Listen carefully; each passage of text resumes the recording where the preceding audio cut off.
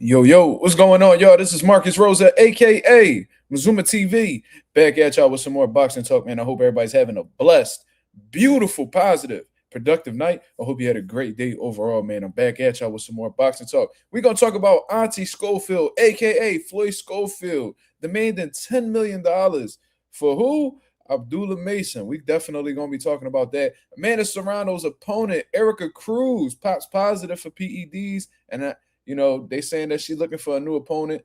You know what I'm saying? So we definitely gonna talk about that as well. And the Shakur Stevenson versus Teofimo Lopez undercard to be announced very soon, and who we should expect to be on the card. Then, of course, we're gonna get into some open boxing topics. You feel what I'm saying? But before we get into that, if y'all could please hit the like button on the way in. That'd be very much appreciated. If you guys support the channel, liking the video, we'll put it'll put the video on everybody's algorithm, man. It'll get the channel more exposure. So if you're really for the channel, if you're really down with the nation, please hit the like. Please subscribe to the channel. You know what I'm saying? We on the road to 4K. We well into the 3,200 mark. About to hit that 3,300 mark. I lost a few subscribers. You know what I mean? Just people hating, in all honesty, bro. Like, they'll sub just to comment and then they'll unsubscribe as soon as the live is over. Really some weirdo shit, to be honest with you. That's like true, genuine hate, to be honest with you. But it is what it is. Ain't nothing we can really do about that. We just gonna keep trucking until we get where we need to go. You see what I'm saying? Shout out to everybody that's in the building thus far. Shout out to the 7 people. My boy Chris Maldonado was in the building. My high school brother. What's going on, man? How we feeling? Marlon, I think it's Marlon 2631. What's going on, brother? How we feeling? Man? How's y'all Monday going, man? I know a lot of people don't really like Mondays, are too fond of Mondays, or whatever the case is. Me, on the other hand, I got a different mentality for it. It's a brand new start to the week, man. Continue to develop your craft. Whether it's in the boxing world for me, whether it's whatever you deem to be your calling in life.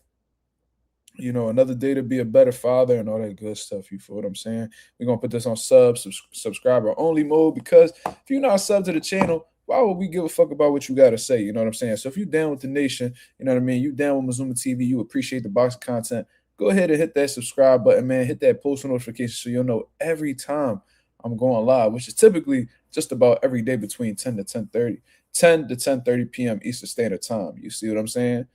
We got some things that we need to discuss, man. It's like that boy Floyd Schofield and them, man, they some of the scariest motherfuckers in boxing, bro. As much as they talk, they some of the scariest motherfuckers in boxing. And speaking of scary, to be a female fighter and to test positive for PEDs is absolutely insane. You know what I'm saying? Erica Cruz going up against Amanda Serrano. Supposedly she tests positive for clenbuterol. So you already know what they going to do, man. The WBC going to jump in on it. No, I don't think the WBC got anything to do with it. I think Amanda actually vacated the title because they refused to allow her to fight 3-minute rounds. So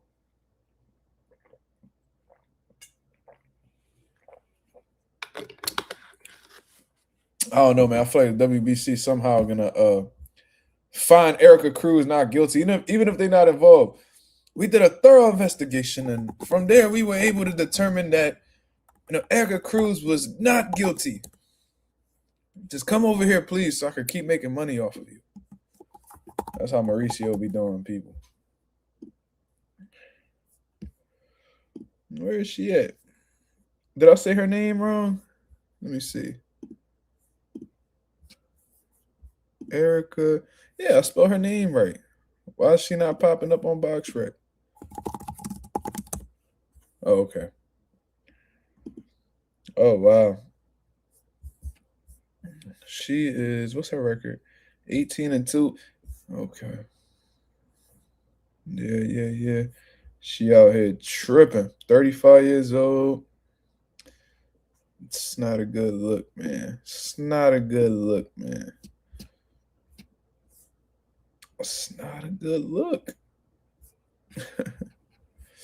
So we definitely gonna talk about it. Lorenzo and the motherfucking Benzo showing love from all the way out Tokyo. What up? Marissa, what's going on? Sis, how you feeling? Coffee Plant. That's my boy, man. Coffee, you gotta hit me up, brother. Hit me up, man. We got some things to talk about. The Real Shelton, what up? How we feeling? How we feeling? We ready to get this boxing show on the road? Are we ready to get this boxing show on the road? Let me know. Let me know, man. Some crazy shit going out here in these streets. You embarrassed. Fuck you think I am? Boy, you better slap your fucking self. You a cornball, nigga. You's a fucking cornball. You's a fucking cornball. You's a fucking cornball. You a fucking cornball. You's a fucking cornball. Y'all listen to this cornball. Shit crazy out here in these streets, man. Shout out to StreamYard for putting together a soundboard for your boy. I fuck with it. AJ86, what up? What's going on? That's my brother right there, man. How you feeling? How you feeling? All right, man. We might as well just get this show on the road, man. Let's just get the simple stuff out of the way first, man. Because you know, on Mazuma TV, we always call out PED users. That's just something that we do. We don't let motherfuckers slide, whether they, female, men, you know what I mean? Whatever they want to identify as, we don't let these motherfuckers slide. You know what I mean? A lot of y'all was letting Alicia Bumgarner slide because she liked to wear a bathing suit, show her ass, and you know what I mean? Be moving her hips all in the ring. So niggas be all, in simp mode and shit like that. But niggas like me don't give a fuck about that shit because at the end of the day, the integrity of the sport is way more important than a bitch looking good. So, you know what I mean? Y'all already know how I feel. And, I came across some unfortunate news, man. It just seems like a lot of motherfuckers are testing positive for performance enhancement drugs this year, especially within the last month or so. We haven't been able to catch a break. I mean, we haven't been able to catch a break, especially in 2025 alone, man. It's been a whole lot of bullshit with that. Like, there may have been people before him, but I remember like Katiev, who else? Subriel Matias, of course. That was the heartbreaker for me. Somebody just tested positive recently. Jonna Beck, you know what I mean? Now we got a female fighter by the name of Erica Cruz who is in line to face Amanda Serrano. Yeah, Lorenzo, another fighter popped dirty. So let me go ahead and share the screen for the people to see. You know what I mean? Shout out to Boxing Scene for keeping us informed of what's going on in the boxing world, because this probably would have went under the radar if, major platforms didn't speak about this. And it says Amanda Serrano seeking new foe after Erica Cruz reportedly fails doping test. So shout out to Vada for catching her, you know what I mean, before the fight even happened, because nowadays it seems like they only catch fighters till after the fight. You know what I mean? So shout out to them for catching Jonna Beck. Shout out to them catching Subriel, even though they still gonna let Subriel fight. And shout out to Vada for catching, Erica Cruz. So let's go on with this article. Shout out to Ryan Sangalia. You know what? I actually had seen this dude on Saturday. If this is the same person I was talking to on Saturday, he's actually a boxing coach as well. We caught him at some fights out on Saturday out in Chester. So shout out to Ryan Sangalia for the article. And I apologize if I'm saying your last name wrong, brother. Anyways, Amanda Serrano is closing in on a new opponent after Erica Cruz reportedly failed a pre-fight VADA test ahead of their January 3rd rematch. El Vocero, a news outlet based in Puerto Rico, reported that Serrano's team withdrew from the fight against Cruz 18-1 with 4 KOs after she tested positive for clenbuterol. Serrano's manager, Jordan Maldonado, told El Vocero that although it was up to their discretion whether to proceed with the fight, they opted to find a new opponent. Now, they was gonna let this fight happen anyway. Amanda Serrano voluntarily withdrew from the fight because she felt like Erica Cruz shouldn't be eligible to fight her. Much applause to Amanda Serrano, man. You know what I mean? If you coming into this fight clean, you leaving no stones unturned, and you are somebody who is an advocate for clean boxers, in the sport, and you're totally against doping, you shouldn't be giving these people no type of opportunities. You know what I mean? Fuck what the athletic commission says. Fuck what the sanctioning body says. You know what I mean? And I feel bad for the contenders that going up against champions that are top, popping positive like Subriel and Dalton Smith is like in the situation where I was like, damn, like I have to fight this motherfucker because if I don't, I might lose my world title opportunity. This has been something that I've been dreaming on getting since I started my boxing journey. But it's like, damn, like this dude tested positive, so there's a likelihood that he may have already benefited from the PEDs that he got caught with in his system, and now I'm at an unfair advantage. But fortunately, Amanda Serrano is a champion. She is what you would call the A side in this situation, so she could dictate, especially at this current point in her career. She's a superstar amongst female boxers. You know what I mean? A legend, a first ballot Hall of Famer, if you ask me, one of the greatest women to ever lace up a pair of gloves. 7-division world champion, only behind Manny Pacquiao all time. That's very impressive. You know what I mean? More divisions than Oscar De La Hoya. So you got to give Amanda Serrano her credit. She's not only a great female fighter, but she's actually one of the greatest Puerto Rican fighters to come up out of the island, whether we like it or not. You know what I mean? And for a point in time, she was the best Puerto Rican fighter in boxing. You feel me? But I like the fact that, you know, she had a choice to make and she decided not to give Erica Cruz an opportunity. You know what I mean? Because at the end of the day, you were whether you took it, you know, knowingly or not, there was negligence on your part. And as a result of that, and plus Amanda Serrano don't know what your intentions are because you ain't beat her the first time. So maybe you were trying to take PEDs in order to get some type of leverage over her or to, you know, give yourself more of a boost going into this fight. You know what I'm saying? Like, you know, she don't know what type time you on. So I'm glad she didn't give you an opportunity. You know what I'm saying? Agent 86 says, yeah, ever since Victor Conte died, a lot of these fighters been getting caught. Coincidence? Coincidence? Because I hear what you're saying, brother. That's a valid point. That's a valid point. A lot of these motherfuckers been getting caught since Victor Conte been gone, right? R.I.P. to Victor Conte, of course. I ain't gonna shit on his name, but yeah, that is kind of funny. That is kind of funny because before it was like you didn't really, you know, you caught fighters once in a while. Now it's like back to back to back to back, and it's like, what the fuck is going on? Like 3 people pop positive within a month's 4 to 5 weeks time. Fucking Sue Burrell first, John Beck second. And now Erica Cruz is like, God damn, it's like this shit's starting to make me think, is how many people are really on the juice? You know what I mean? Because if these are just if these are just people that's getting caught, imagine how many are getting away with it. You see what I mean? I don't even know when Victor Conte passed, Lorenzo. Let me look that up for you.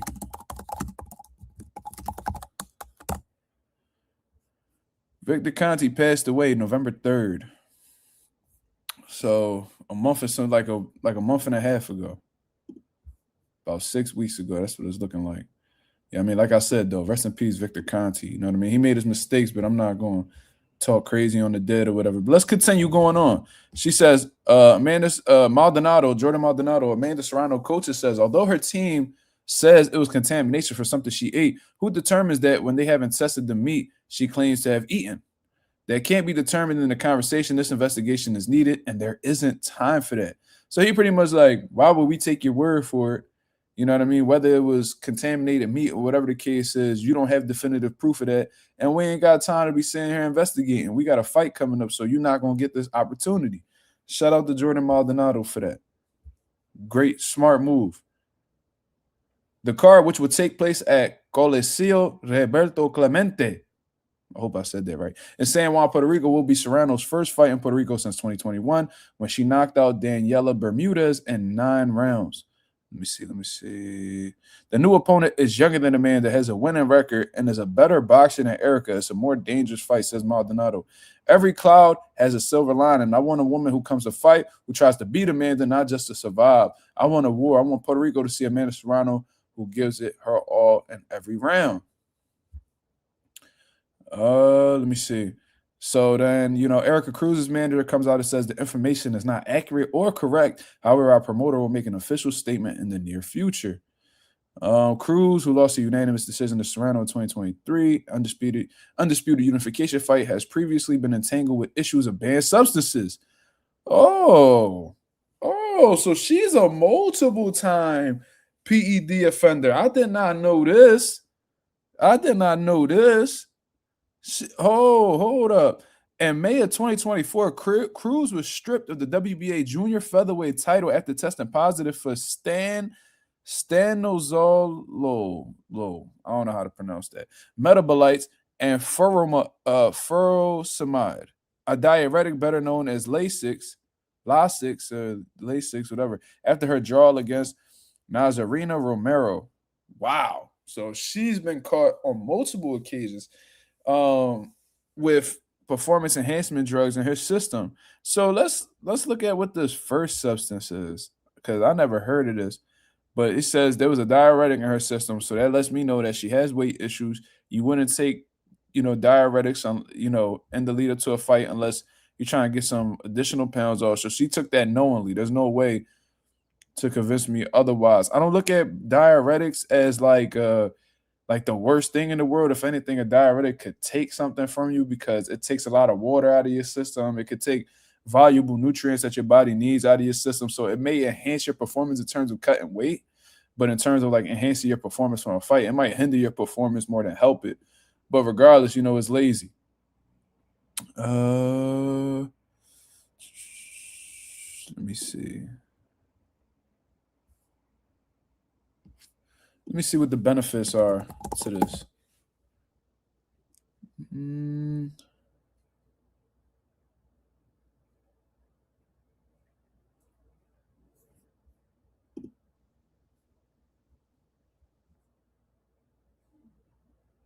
Oh, it's an anabolic steroid. Oh.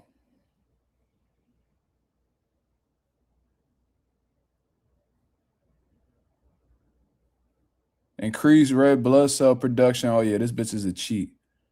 Okay. Okay. Management of muscle waste and used as an adjunct therapy in cases of severe. Okay.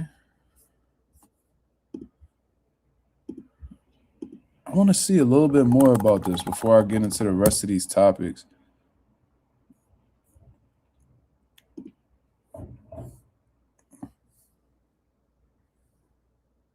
Muscle growth and strength, lean muscle mass, improve recovery, increase red blood cell production.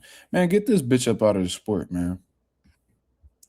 Get this little bitch up out of the sport. Get her the fuck up out of here. She a veteran cheat, Marlon. That's what it looked like. This bitch is a habitual cheater.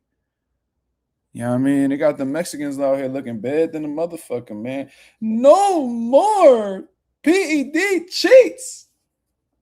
Come on, Chico. These motherfuckers are testing positive.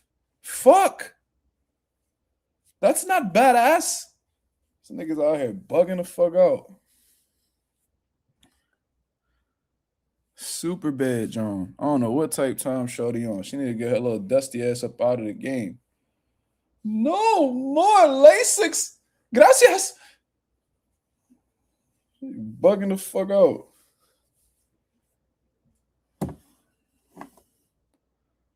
You kicked my dog, essay.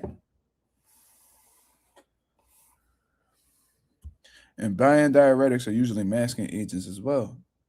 That's another bad, John. That's another bad, John. Super bad.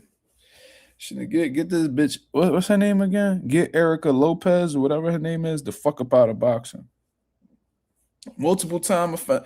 You know what I mean? Y'all gonna let Dillian White keep boxing. You know what I mean? Y'all let Alexander Povetkin keep boxing. Y'all let all these multiple time drug users get caught. I mean, y'all let these motherfuckers keep boxing. So it is what it is. Ain't nothing they gonna do about it. And this is why I am for suing motherfuckers, man. This is why I am for PED users getting sued in boxing, because that's the only way we're gonna really see a significant change. Look how many people are testing positive within the last 5 to 6 weeks, y'all. 3 fighters, 2 of them, all 3 of them elite. This girl was a world champion. So in her own right, she's an elite level fighter. She fought for undisputed against Amanda Serrano in 2023. You're not doing that unless you're a high level fighter. You know what I mean? I think people misunderstand that because she's a female fighter, she's not elite. No, she's elite in her own right. If you're fighting Amanda Serrano twice, it's because you're somebody. You see what I mean? Jonna Beck, that was a unified champion. Subriel Matias, that's a 2-time world champion. You see what I'm saying? Like, there's no reason why we should be seeing people test positive for PEDs this often. You know what I mean? Especially with Sue Burrell being tied to bodies and shit like that. Like it is just not a good look, man. Y'all fighters gotta really, and let's say y'all didn't, let's say like, you know, only you and God know, but let's say it's a situation where you took it unknowingly. Let's say like you really are innocent to an extent. You have to pay attention to what you put into your bodies, man. Y'all have to be more attentive, attentive to things. You have to turn in these supplements or whatever you're using. Turn them into VADA, man. Let VADA test these supplements to say if they're okay to use. Because let's say it's a situation where motherfucking you have 3 supplements, right? You turn them in, and then it come to find out there's traces of ostarine in this supplement right here. You just saved yourself a permanent stain on your jacket. A permanent stain on your jacket has been prevented because you took the preventative measures necessary to continue being a clean fighter. You know what I'm saying? But then there are people, let's just keep it real. There are people who take it knowingly because they want some type of advantage. They don't believe in themselves. They feel inferior to fighters. So what do? They take performance enhancement drugs in order to have some type of leverage or at least be on the same playing field as somebody. You know what I'm saying? When Caleb Plant said that shit was very true. You know what I'm saying? So listen, man. I'm for these motherfuckers being sued, especially if they actually got to the fight and actually won the fight. You need to be sued. You need to give up your whole purse. Whatever you made for this fight, you need to surrender to the fighter that you went up against. Because there's no reason why you should be making a living in boxing knowing that you have drugs in your system. Or if you had drugs in your system, if you made $1 million, your $1 million should be forfeited on some real shit, bro. And I know this shit, I'm not gonna say that. What I was gonna say is motherfuckers should hold their purse until their PED test come out clean. That's what I was gonna say. But some motherfuckers need their money now on some JG Wentworth shit. It's my money and I need it now. I get it. However, if y'all really are for clean fighters in the sport of boxing, there should be something written in these contracts that if you test positive for a performance enhancement drug, 100% of your purse will be forfeited and given to your opponent.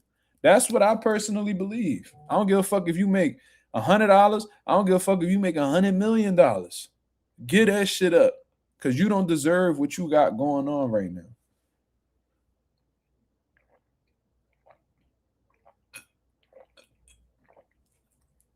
So however much Ryan Garcia made, need to get that back to him. The fact that they fined him and they gave him money to Golden Boy was crazy. Golden Boy don't deserve that shit.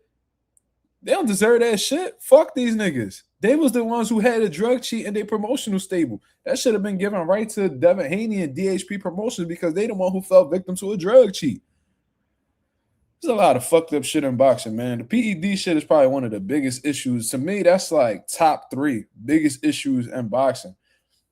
You know what I mean? I ain't gonna lie. I would rather deal with motherfucking having 20 world titles in one weight class than deal with these motherfucking PED drugs. I'd rather deal with the WBC corrupt ass than to be dealing with these PED users. And a lot of these motherfuckers ain't gonna really care too much about this PED shit until one of these niggas that they care for or they're big fans of get unalived due to a drug cheat. That's when y'all niggas gonna start respecting that shit. I'm telling y'all to respect that shit before it's too late. That's what I'm telling y'all. It's all fun and games so nigga get unalived in the sport of boxing. Just like these social media boxers, let them keep playing. Somebody ain't gonna wake up from one of them knockouts they sustain, and then these social media boxers gonna start second guessing about doing this shit. They think this shit a game. You interrupting me? I knock your ass out. You better stop playing with me for you get added to this list. Don't be yawning while I be on here talking my shit, all right? Damn. This shit I'm speaking, this motherfucking tendonism. Nigga. Fuck wrong with you? What's wrong with you? I got a whole lot, baby. How much time you got? Anyways, back to what I was saying out here, speaking to the street, speaking to the nation, man, before I was rudely interrupted.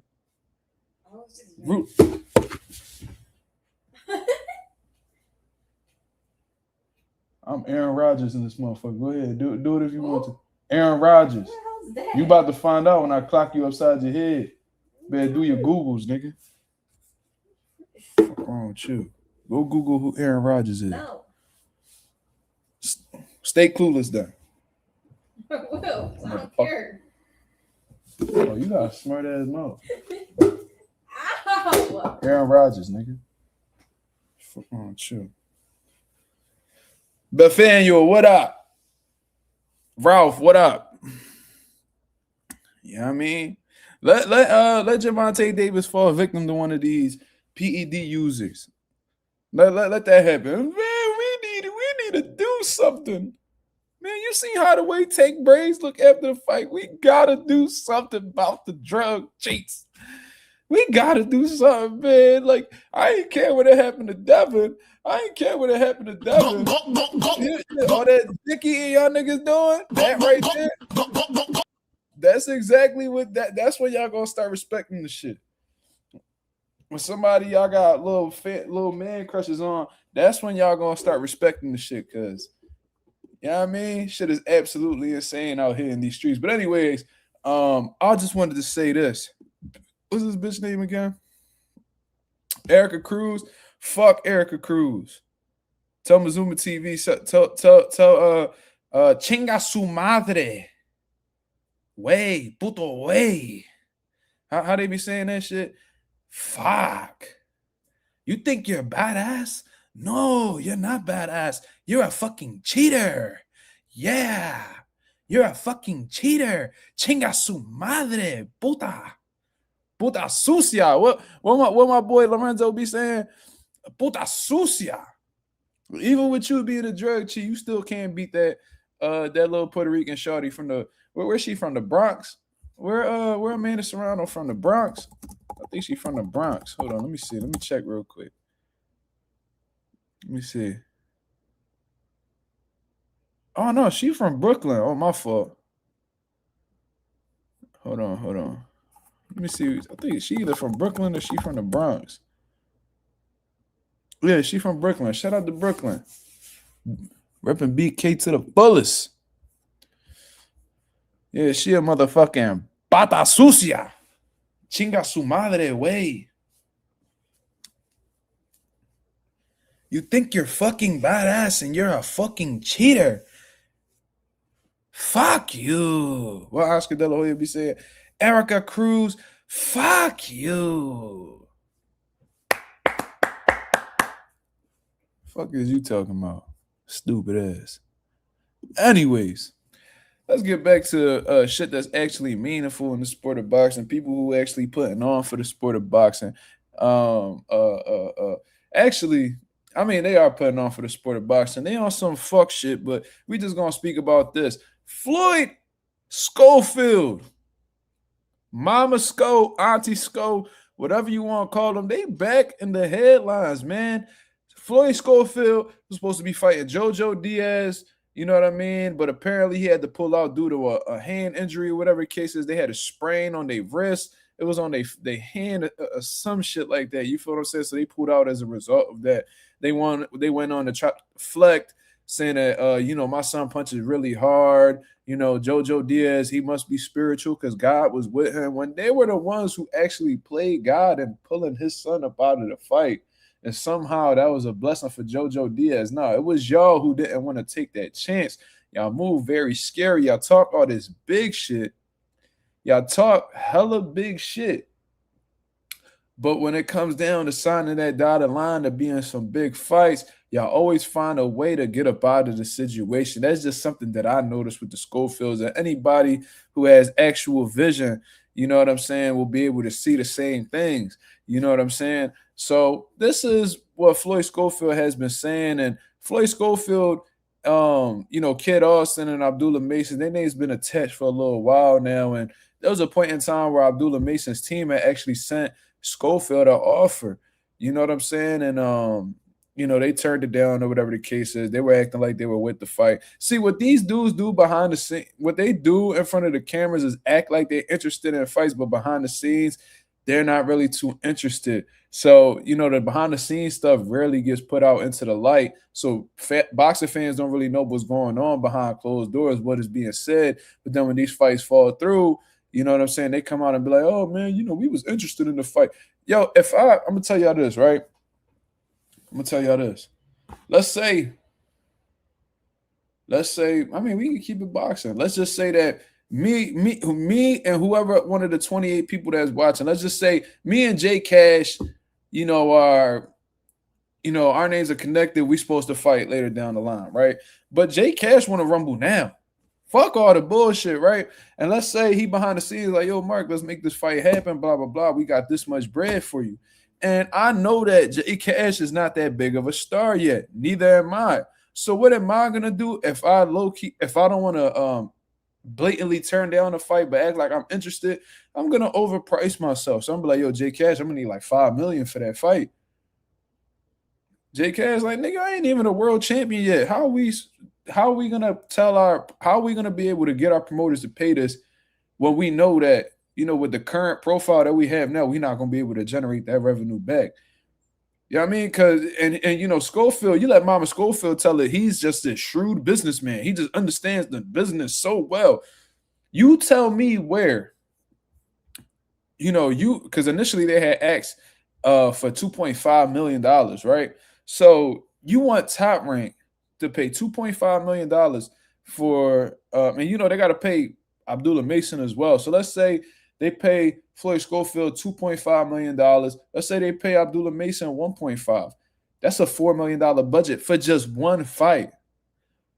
Where would they take this fight? Where that fight with their current profiles right now, you know, they look promising, but they don't have the biggest fan bases. You tell me where their fight is going to generate $4 million. Is that a pay-per-view fight? Fuck no. You're not getting that type. You're not getting no high pay-per-view sales out there, John. You know, what tickets, like, how are they going to sell out an arena? Are they going to sell out the MGM? They're going to sell out the T-Mobile Arena? They're going to sell out an arena in Ohio? They're going to sell an arena out in Texas?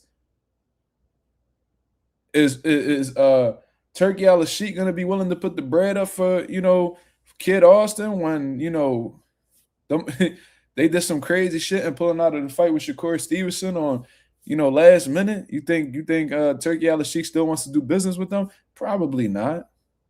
Probably not. I'm just guessing, but probably not.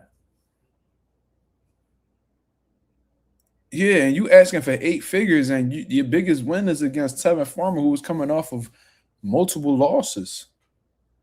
And ain't really a 135, to be honest with you. And y'all took that fight because y'all knew that he was hella defensive. His offense ain't match his defense, and he ain't have enough pop to really discourage your son. That's the reason why y'all took the fight. You know, and people, you know, you had a lot of people fooled. There was people that was picking Tevin Farmer to win. I was telling y'all, yo, Tevin Farmer's not beating Kid Austin. Said that. And he from Philly. I support my Philly brothers. He got one of my favorite stories in boxing history. But come on, y'all.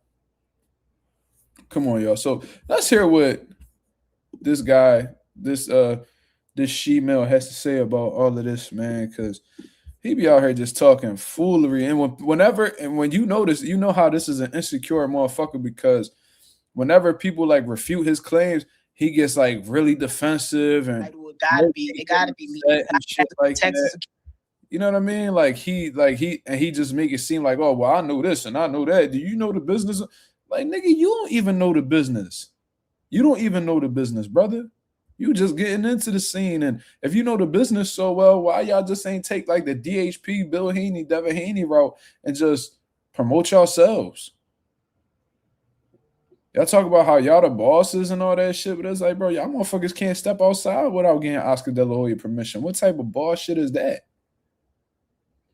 And like my boy Dame Dash said, you only a boss if you putting the bread up. You're not putting the bread up for these fights, dog. You being paid. You getting paid a whole salary. Like, you getting a whole salary, brother. You have an employer. Cut it out. You have a say-so on who you fight. Yes, you could demand certain fights. Yes, you have rights. But you not your own boss, brother. Like, we gotta eliminate that whole idea. Ain't nobody believing that shit. You feel me? But anyways, let's hear what Auntie Sko got to say. This is a 22-second clip. Shout out to Mill City for putting this interview together. Texas or California. And they got to bring the bag. It ain't 2.5 no more. We won more fights. He won a title. They got to be meeting 10 million. They got to come with 10 million. So off of a Tevin Farmer win and a pullout. So because out of your last 3 fights, you pulled out of 2. Out of the 3 fights you scheduled, you pulled out of 2. You pulled out of the you pulled out of the Shakur Stevenson fight. You fought Tevin Farmer. I think you probably pulled out of. Did he pull out of like the Lucas Body fight as well? I don't even know, but whatever. He's pulled out of multiple fights. But out of the 3 that I could recollect off the top, 2 of them you pulled out of. You have a 67 out of you 2 for 3 and pulled out fights. You have a 67% pull-out percentage in big fights. First of all, like 2/3, bro. You pulling out more than you fighting at this point in time. And you pulling out for bullshit injuries too. I done seen niggas fight with fluid in their knees. You know what I'm saying? Motherfucker, I seen niggas fight with broken hands like David Benavidez, cuts like David Benavidez. He had a cold cut under his eye that he got in sparring and still fought Alexander Volzdik. I've seen people fight with busted rotator cuffs their whole career like Andre Ward. Like, I've seen this shit happen. Lamar Roach was giving Pitbull hell with a broken hand. And because y'all had a sprain, you had a high level, you had like a sprain right here at the top of your hand. That you know, that's not doable to fight Jojo Diaz.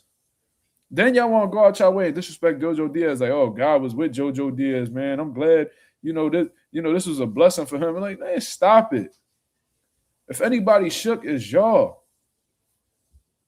So he beats Tevin Farmer and his worth goes up times 4. That's what he's asking for. He went from 2.5 to 10 million. Divide 10 million by 2.5, you're gonna get 4. So this man done quadruple his worth since the Tevin Farmer fight somehow. When no numbers prove for that to be true. Making way more than that off of bet. Trust me. They will make over 100 million on this fight. If they're not coming with 10, don't sit there like I don't know the numbers. Texas or California. Nigga, you don't know the numbers. If you think that Kid Austin and Abdullah Mason would do $100 million in sales, you don't know the business. You're an absolute fucking fool. How many fights could you recollect in boxing history that have generated over $100 million? How many fights?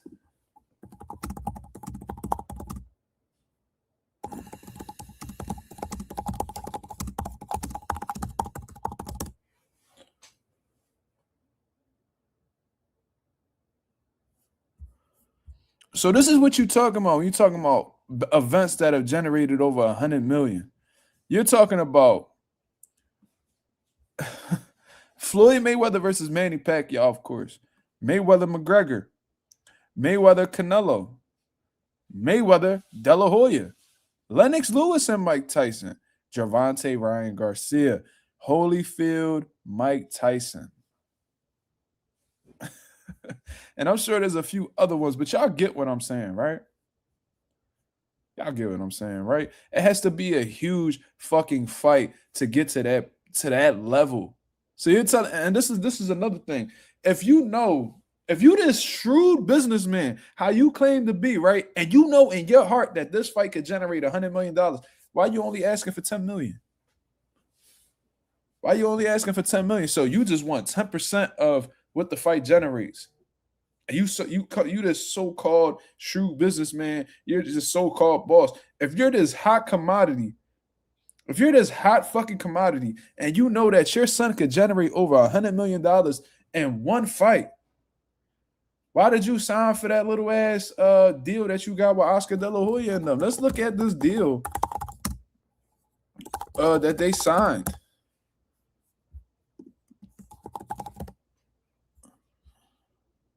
So in 2022, he signed with him, but they just signed an extension where he said, let me see.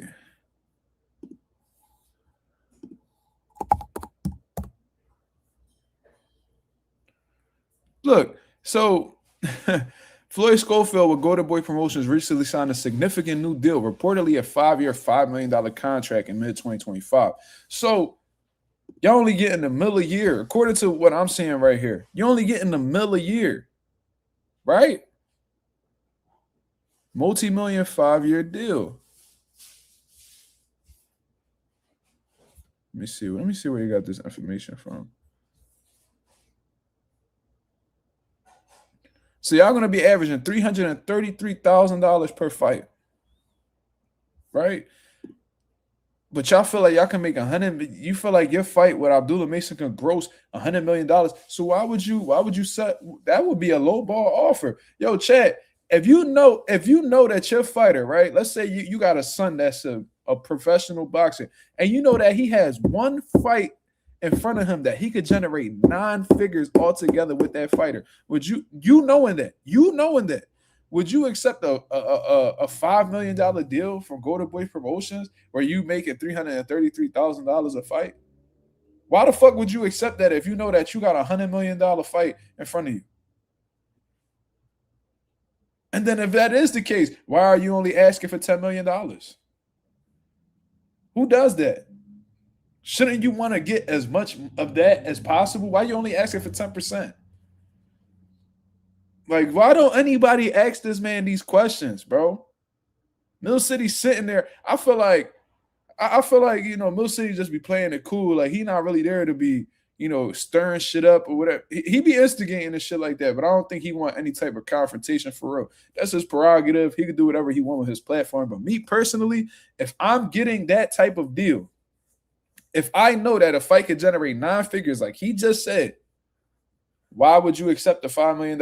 Why would you only settle for $5 million with Golden Boy? And then on top of that, if you know that a fight could generate 9 figures, why are you only asking for $10 million? Don't really make sense, do it. So this nigga just be talking out of his ass and his punk ass son. Cause I ain't gonna lie, like you's a punk ass young boy because you just be letting your pop say whatever the fuck he want. I be seeing you giving him some pushback, but you just be letting the nigga talk. Shouldn't no zesty ass nigga be talking for you, cuz? Really shouldn't. And he shouldn't be putting no fucking numbers out there publicly anyway. Cause he fucking with your bread for real. Let's hear this shit one more time, y'all. Texas or California. Then they got to bring the bag. It ain't 2.5 no more. We want more fights. He won a title. They got to be meeting 10 million. They got to come with 10 million. They making way more than that off of bet. Trust me. They will make over 100 million on this fight. If they not coming with 10, don't sit there like I don't know the numbers. Texas or California. Nigga, you don't know the numbers. That's why you signing with Golden Boy so they can handle the numbers for you, you dumbass nigga. Fuck is this nigga talking about? If you such a like this will be mind-boggling to me because I be seeing this dude interviews and he be talking shit about, how he was putting up bread and he was promoting this show and that y'all co-promoting. Bro, y'all not co-promoting because you not putting no bread up. You not putting no bread up, brother. If you was putting your own bread up and you was really paying these guys, why would you need Golden Boy Promotions? You need them. You don't need them from exposure. It's not like Golden Boy has historically done well for black fighters. Y'all probably the only black fighter they got on their fucking roster right now. How many black fighters are on Golden Boy's roster right now? I can only think of Kid Austin. Y'all correct me in the chat, y'all. How many black fighters does Golden Boy Promotions have? Let's take a look at Golden Boy's roster. What made y'all so sure wanting to sign with Golden Boy? Because they gave y'all $5 million for 5 years? And it ain't like it's $1 million a fight. You fighting 3 times a year, brother. You fighting 15 fights for $5 million? That's it? Y'all just said that y'all asking for $10 million, but y'all settled for $333,000 a fight. You sound super dumb. And I don't know if anybody ever told you that, but you do. And your son looking stupid as shit, shadow boxing in the background, making duck faces and shit, because he don't know no better. Shit is awful. This shit is awful. Like, I ain't even gonna lie to you. Like, y'all niggas just need to keep it. Like, at this point, y'all niggas sound so stupid. Y'all would just be better off sounding like some ducks, taking a Rolly Romero route. Y'all better off. I just don't want to fight him. I don't want to fight him. Hell no. Trash ass nigga. That's the type of time y'all need to be on, bro. You over here talking crazy. Like, you want 10 million for Abdullah Mason, but y'all cool with making $333,000 a fight against anybody else. Who the fuck you think I am? Boy, you better slap your fucking self. Aren't you embarrassed by this? That's what the fuck I want to ask him. Absolute idiot, if you ask me. Absolute idiot. Let's play this shit back one more time. One more time. Texas or California. Then they got to bring the bag. It ain't 2.5 no more. We won more fights. He won a title. They got to be meeting 10 million. They got to come with 10 million. They making way more than that. Look at Mill City's face when he say the shit. That's how you know. Like he chilling, right? Look at his face. Mill chilling. Bring the bag. It ain't 2.5 no more. We won more fights. He won a title. They got to be meeting 10 million. They got to come with. He like, come again, nigga? He like, come again, nigga? Like, fuck, nigga, what you mean 10 million? Mill knew that was bullshit off the rip. You feel me? You can't act that. That was genuine surprise on his face. This nigga just say 10 million. Where, nigga? 10 million where? Abdullah not even worth 10 right now. He a fucking world champion. That's another thing. Why the fuck is you acting like you like so above Abdullah? Abdullah surpassed y'all niggas. Surpassed y'all niggas, bro. Y'all motherfuckers is acting like y'all the ones to beat because y'all sparred, like y'all was niggas sparring partners and shit. Like, nigga, y'all ain't do shit in boxing, bro. You beat a world a former world champion. Yes, you beat Tevin Farmer, bro. Yeah, you beat him. Yeah. Cool. You was about to fight Jojo Diaz. You pulled out. You was supposed to fight Shakur Stevenson. All y'all niggas is known for was acting like y'all was going to do something. That's what y'all niggas known for. Acting like y'all about to take this chance. Acting like y'all about to take this fight. Acting like y'all supposed to beat somebody. But in reality, whenever that time starts to come around, something be happening with Kid Austin. That's called cold feet. That's called cold feet, cuz. Y'all motherfuckers from Texas. Ain't no reason why y'all feet should be cold out there. It's hot as a motherfucker out there, from what I heard. Shout out to my niggas that's from Texas, man. Shout out to y'all. Yo, put it in the chat if y'all in Texas right now. You tell me, Marissa from Texas. My boy PYP Boxing, he from Texas. Tell me when y'all got time to have cold feet. If anybody, and I'm not shit, and like I said, Abdullah not even a $10 million fighters right now. He not even a $10 million fighter. But if anybody going to ask for $10 million to fight anybody in this equation, it's Abdullah Mason. And he don't even got room to do that. I don't even think Abdullah would even ask for that because he know he not there yet. Motherfucker just won a world title. He just beat like his first like big opponent. And the opponent was a contender just like him. Wasn't no world champion or nothing like that.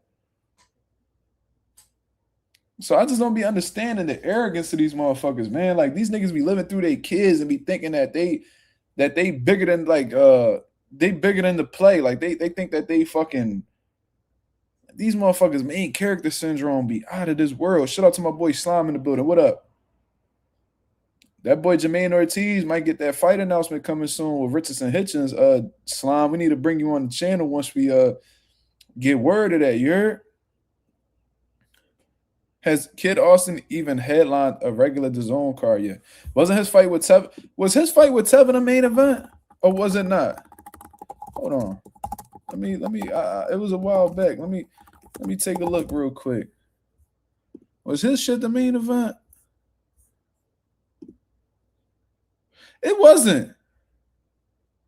It wasn't. Gilberto Ramirez was the fuck. Man, get Kid Schofield. Man, get these Schofield niggas the fuck up out of here, bro.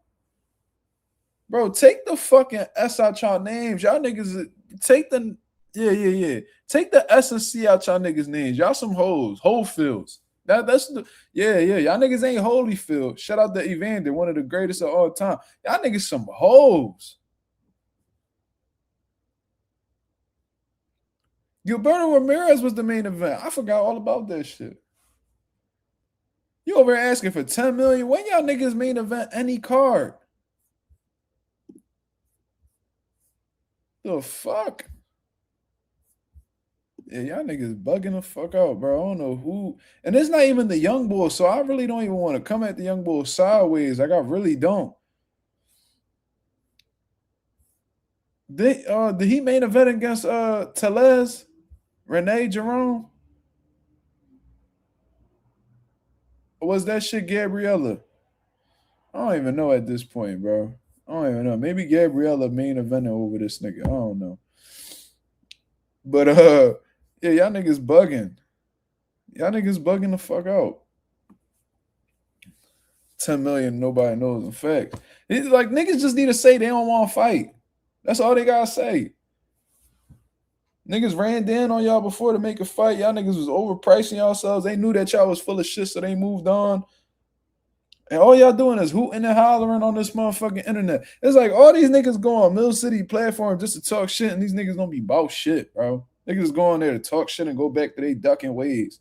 Like fucking look at Norman Sear. That nigga quiet as shit somewhere doing all that shit talk. Nigga thought Devin Haney was sweet. Fucked the son up. Had that nigga with the Tevin Farmer eye in that second round. And that motherfucker, nigga was tweaked the fuck out. Ain't know what to do. Nigga ain't had no responses for 12 rounds. Got his ass smoked. And he talking about, well, your favorite fighter ain't fighting Dad. Man, shut up, nigga. Y'all was acting like Dad wasn't shit in the whole lead up to the fight, nigga. Y'all be on there talking crazy in front of Mill City. Then y'all go on and y'all be laying eggs, nigga. Stay the fuck up off Mill City, bro, and focus on y'all craft. If y'all shut the fuck up, go in these training camps and put work in and don't be trying to be worried about what the internet thinking, y'all probably have a higher success rate out this motherfucker, bro. I'll tell y'all what, the day as a coach that I walk into a high-level fight, like a world-level fight, which is bound to happen, based off of everything I got going on, we going to run into a world title fight soon. You better believe, outside of just chopping it up with y'all, niggas ain't about to be going back and forth with niggas on the internet and trying to prove shit. Man, fuck these niggas. Fuck these niggas, bro. Like, I'm over here for the glory. I'm in this bitch for the glory, nigga. Fuck, I need to prove to some internet niggas that I'm like that, or we gonna do this and that. No, I'm gonna let the hard work show us shit. And if we win, we win. If we don't, we back to the drawing board and we gonna go right back after that shit. It is what it is. One thing I ain't about to be doing is, you know what I mean, playing gossip girl with niggas on this internet, talking about what we gonna do the whole time. My plan ain't on. I ain't planning on doing shit. Ronnie Shields knew these weirdos were bad for business, and that's another thing. These parents, like these parents, like these niggas that be living through their kids, like Holyfield. You know what I mean? His sassy ass. This nigga think he a fucking world class coach. This nigga T.O. Senior think that he a world class coach. But all y'all niggas do is leech off of other niggas' recipes.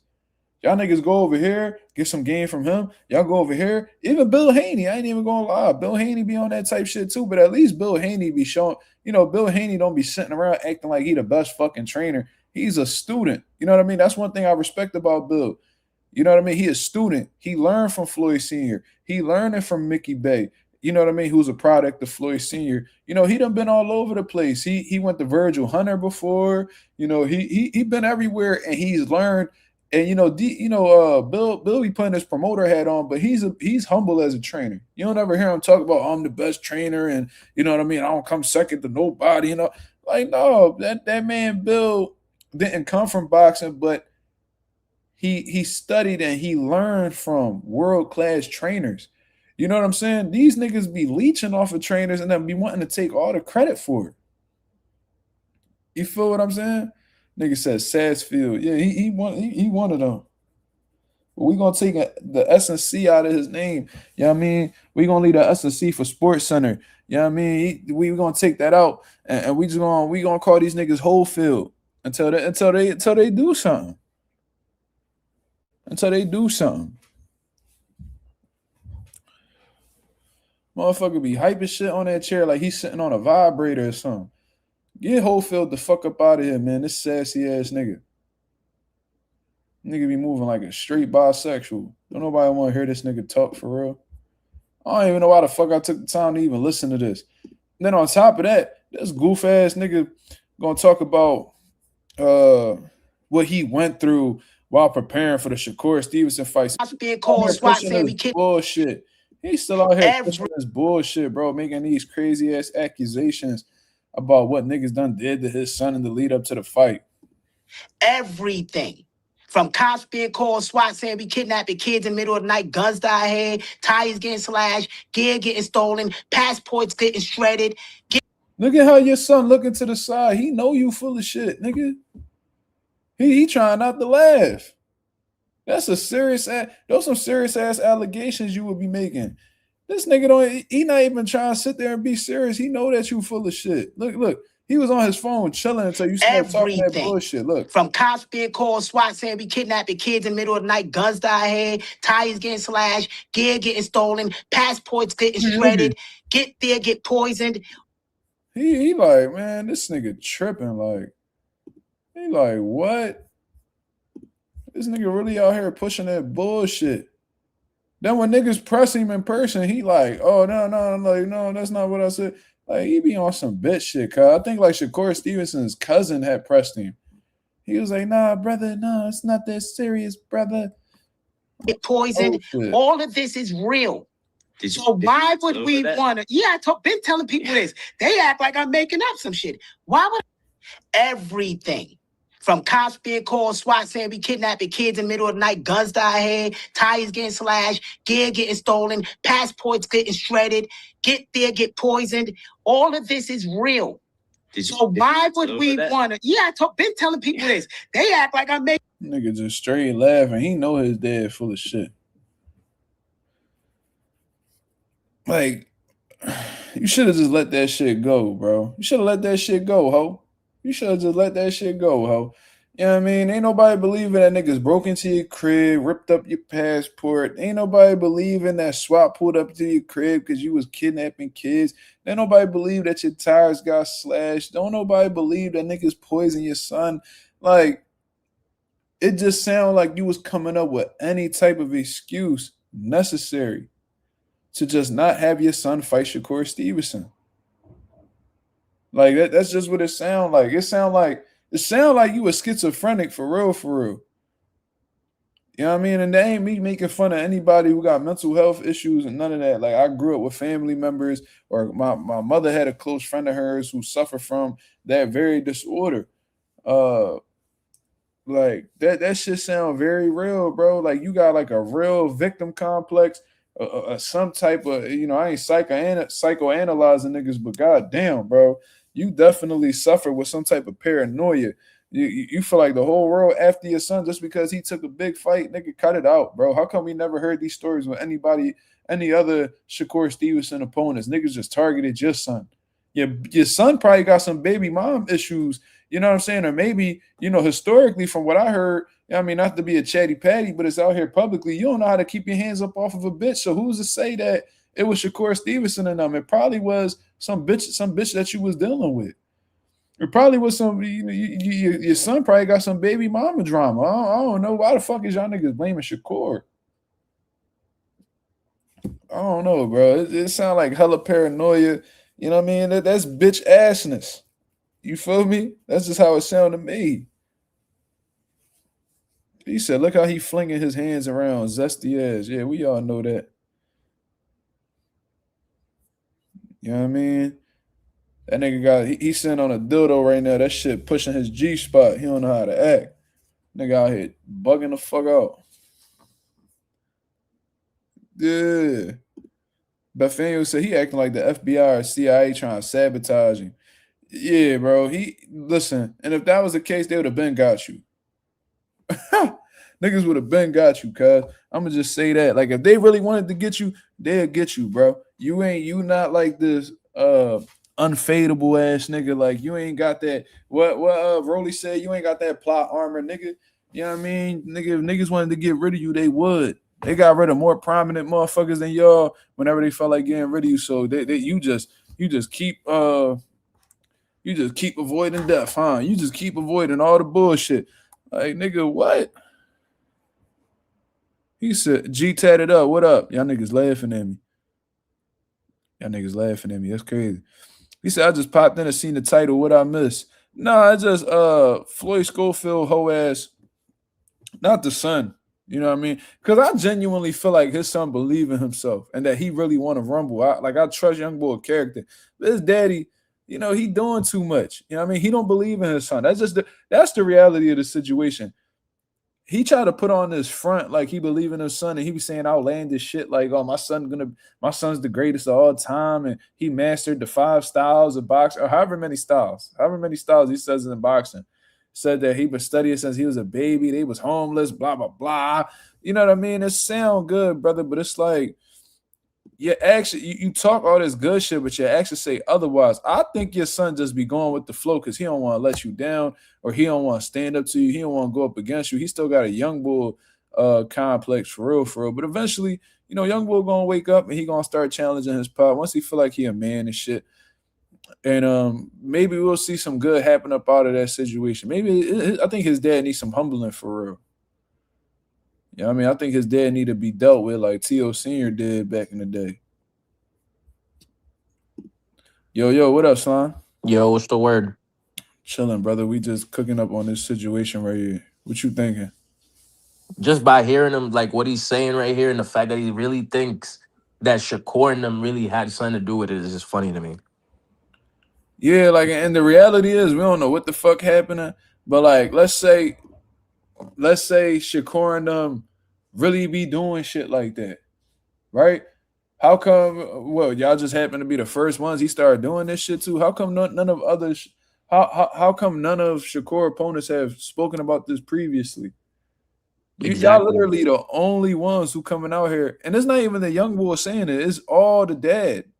It's really all the dad. You don't really hear this shit coming up out of his son's mouth. It's really He just don't, bro. I don't even really think I can name that many interviews where he's really spoken that much. It's only Hofield. Right. And he don't even let his son. I think I only seen his son do a handful of interviews by himself, but you always hear the dad in the background. This nigga is like obsessed with wanting to be like in the picture. You remember when he said that he don't even allow his son to have a phone? Yeah, he said that. And he said he said some wild shit, like his reasoning be absolutely insane. He said that he don't be letting his son do interviews by himself because his cerebellum ain't fully developed yet. But some crazy shit like that. What is he, a newborn? Like, what the fuck? Yeah, nigga, he act like his son still got a soft spot in his head or something. Nigga, if you don't go to fucking head with your stupid ass, that nigga been grown. Floyd Schofield, like what, 24, 25 years old? Let that little nigga talk by himself, bro. He don't need your goofy ass around. Don't nobody want to, and that's another thing. Don't nobody want to talk to your whole ass. His cerebellum ain't fully developed. Like, so like because he said his G tatted up corrected me. He said his frontal cortex ain't fully developed yet. That's what he said. Yeah, like I don't know what the fuck that's even about. So this nigga had to tap into biology. Hold on. Even if that was the case, why the fuck would he be boxing? You know what I'm trying to say? What age does your frontal? I don't even know. When does your frontal cortex fully develop? Mid to late 20s. Okay. Says this is the general time frame for the frontal. See, I shouldn't be having to look shit up like that. You're a fucking weirdo, nigga. like it's really that simple. What the fuck is you talking about? Niggas had to tap into their biology textbook to come up with an excuse as to why you so controlling over your son. Nigga went to his public library real quick and looked up something. Yeah, so like, nigga, listen, ain't nobody since I done like hit my fucking late teenage years, cutting in the motherfucker talk for me. My father, my stepfather, my grandfather, they couldn't nobody speak for me. I could speak for myself. And I was fully capable of doing so, just like how I'm talking to y'all now. And according to this Google search right here, my frontal cortex just developed. Nigga, I'm 27 years old. So like based off of what Google telling me, my frontal cortex is just fully developed not too long ago. So, you know, until recently, I wasn't supposed to speak for myself. You're supposed to wear a helmet and shit. My dad, shit, I'm about to just bring my dad on the podcast until I hit my 30s. That's when I know my frontal cortex is good and I can speak for myself. Like the nigga's a hoe. Like, like there's no other way to put it. Just cause you saying everything except the truth. You and just like and y'all niggas Dominican, right? Floyd Schofield, they claim Dominican Republic, right? Y'all Dominican. Just Swear. like a Say lot of y'all swear. Dominicans, just like a lot of y'all Dominicans, y'all some controlling motherfuckers, and that's just what it is. It's like, no, I'm just playing. Let me stop playing. Let me stop playing on my Dominicans. Yeah, No, I thought you was being dead serious too. no. I'm just talking shit. You know, I got a lot of Dominican homies, but I be playing with them all the time. We be having our little Puerto Rican. What's gonna call it? I bet you this nigga Floyd Schofield, the little one, be at doctor's appointments. The doctor ask him a question. He look right at his dad. He definitely do, and Like he the let his fuck? dad. He let his dad stay in the room while they check his pee too. No, let me do it. No, you can't. No. You can't touch him there. His balls haven't dropped. No, that's wild. His dad be looking like this. His dad be looking when they be checking his shit. Yeah, like he weird as shit, cuz let your son be himself, man. Shout out to my boy 88 Sports Talk with the $5 super chat. He said it's just crazy how he had his son in the hospital bed playing dead. Nigga had a tube down the throat and all. Yeah, that motherfucker looked like he was really like he got hit up, and I thought they lit that nigga up. I'm like, damn, that shit looked like he got hit up or something. I was like, yo, what's up with this nigga? Look what Shakur did to my son. Yeah, yo, he was literally saying that though. Whole time he wanted that tube down his throat. You know what I mean? Whole time the dad, he was hating on his son. He was like, I want to be in that bed. Put that tube down my throat. No, he didn't. That shit wasn't thick enough. That tube wasn't thick enough for him. Put that tube down my throat. I'm sick too. They poisoned me too. Put the mattress in me. Damn. Yo, that nigga said, I got poison too. Put that tube down my throat now. Do it now. Nigga swinging his braid. I said now. That nigga bugging the fuck out. Get this nigga the fuck up out of here, bro. You on some real shit? I don't even want to hear this punk ass nigga talk unless you making some type of fights happen, bro. If you ain't making no big fights with Abdullah Mason, if you ain't doing no world title fights, nobody want to hear about no motherfucking JoJo Diaz. Don't nobody want to hear about none of them niggas. You got William Cepeda in your stable. Why don't you make a fight with him? Why don't you go get that fight going with Lucas Body? Run it with Sam Noakes. He'll give you some work for sure. Yeah. Nigga won't even look Sam Noakes' way. But you going the WBA route because the only reason why they going the WBA route is because they know for one, Tank won't fight them. You know what I mean? That's for one. Two, they feel like Tank gonna retire soon, so that belt gonna become vacant. They not really trying to fight Tank for real. Y'all niggas was bitching to fight Shakur. You know what I feel like? I feel like Tank, just to get an easy fight, he'll fight them. Man, them niggas will pull out. Them niggas don't want to fight for real, bro. I'm telling you. Look what Tank he gonna really kill Schofield Jr. this time. He gonna be like, look what Tank did to my son. Oh my god, bro! He gonna run that nigga over. I'm not, cause I like the young boy, bro. I don't got a problem with him. I don't. So it sounds like I'm coming at Kid Austin when it's really not him. It's really not. Like when you really listen to the young boy talk, he a likable dude. Like he's likable. Nah, his mom's the problem. Oh yeah, his mom. Yeah, the she-male. Nigga, I'm addressing him as a female this whole time. I don't care. Yeah, like she be bugging the fuck out. This nigga got two moms. Like that's crazy. He said his son puts Tank down for sure. Yeah. That sound good. Do we believe him? Absolutely not. You know what pisses me off about Tank? He really got the skills and abilities to be the best, but just won't fight the niggas. I think that's everybody's frustration with Tank, bro. You're not alone. I've been saying that. It gets me so mad. Like, bro, not to really tap into the Tank talk too long, but like at 130, bro, he could have really did niggas filthy. grimy and shit. Shakur too, bro. Bro, like at 130, like he could have unified, bro. Cause when motherfucking Tevin Farmer got that world title, he should have took that. He actually could be. He could be undisputed right now. Mike from VA said, "Who didn't Tank fight?" That's a serious question. Because that's really easy to answer. Can we go down the list? Yeah. Just for niggas that was at 35 real quick. Let's start at 30. When all right, bet. Start at 30.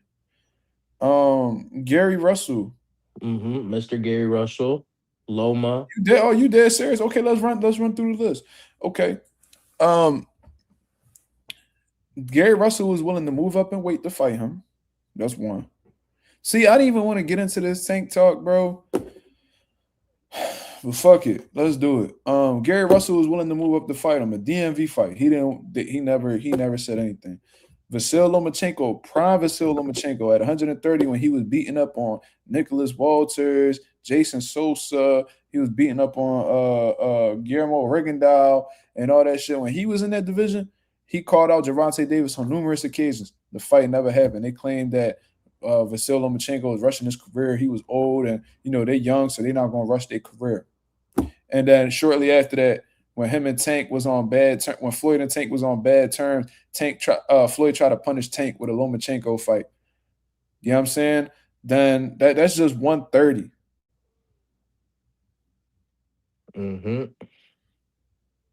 Then the 35. At 35. Yo, Mike, we can't do that, Mike. We can't blame Floyd for that. You want to know why we can't blame Floyd for that? Because he ain't been with Floyd in a while, and he's still not giving us the fights that we want.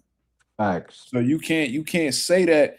You can't say that Floyd was the reason why he wasn't doing these fights. Bro, when they threw him in there with Jose Pedraza, he claimed that he was getting set up. No, nigga, they believed in you.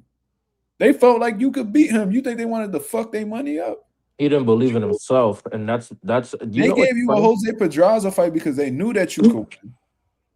You took that as dumb setting you up when in reality they believed in you. You just ain't believe in yourself. You know what's funny? They say that Tank has a lot of quit in camp. Like during sparring. I've heard that. I heard that years ago before I even started taking YouTube serious. But anyways, that's just 130. And I probably missed some names. Tevin Farmer's another name. Why didn't that fight with Tevin Farmer never manifest? Why didn't it never happen?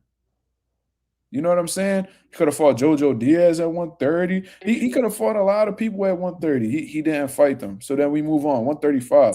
God damn. At 135, who was at the division when he could have fought them? He could have fought, of course, he could have fought Shakur Stevenson. Could have fought Devin Haney. Could have fought Teofimo Lopez. He could have made even when Vasyl Lomachenko was at 35 and he was a champion. Before he was calling quits from boxing. Before the Devin Haney fight, he was available. Nothing to be found. Let's not act like he ain't go up to 140. You fought Mario Barrios there. Why doesn't he move up to 140 and fight the niggas there? There's a lot of people that Tank didn't fight. Look at this, y'all. They all fighting each other except Tank. They all fight each other. Yeah. Look what's going on. You know what's funny? They either trying to fight each other or they fought each other already. Tank is the only one who not rolling the dice, dog. Devin gets a lot of hate, but he makes the fights happen. Yeah, and that's the nigga you supposed to be appreciating. But Devin not they type. They think Devin ugly, so they don't want to be fans of him. They think his nose, they think his nose too big.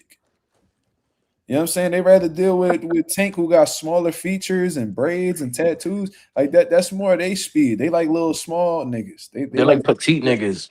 Yeah, I was going to say that, but I was like, yo, that's wild. But yeah, they like they niggas fun size. You feel what I'm saying? Ooh. Yeah. They like them little family size. Them little. They like their little snacks or whatever. That's the type time that they be on. You know what I'm saying? That's the type. Yeah, that's just the type niggas they is. So nah, bro. Late 2026 or 2027, Shakur versus Tank. Here you go. Y'all motherfucking Tank fans is dreamers, bro. What'd they say? What do you say? Late 2026 or 2027, Shakur versus Tank. Yeah, sure. Y'all niggas love to dream. Y'all imaginations is crazy. I thought that when you turn an adult, that your imagination basically die out. Y'all niggas still got y'all have imaginations like kindergartners. Not saying that y'all not trying to play y'all, but y'all imaginations are very vivid. Like y'all love to give Tank the benefit of the doubt when he showed you time and time again that he don't want to give y'all niggas nothing that y'all want. See, Tank lied to y'all a few times. Remember when Tank said he had this 6 to 7 fight deal? You remember that? Yes. That it was supposed to be like the most lucrative deal, and and then they was like, "Yo, so can we name the people and see if they on your list?" He's like, "Yeah, go ahead." Shakur, yup. Devin, yup. Teo, yup. Who else he said? Eastside Cruz, he was like, yeah. He said, yup, yup. They had said They said who a few else? different names. He said yeah to all. They said Lomachenko. And he did we don't know the business as fans. Okay. So let me first of all, I'm not just a fan, that's first of all. But you don't know me, so I don't expect you to know that. But what I'm gonna say is this. Let me ask you this, Mike. How come fights with Frank Martin made sense? Fights with Hector Luis Garcia made sense. Fights with Mario Barrios made sense. Fights with Lamont Roach made sense. Because ain't nobody wanted to see the Lamont Roach fight until it turned out to be what it was, right? Mm-hmm. So there was some controversy. Nobody wanted that fight.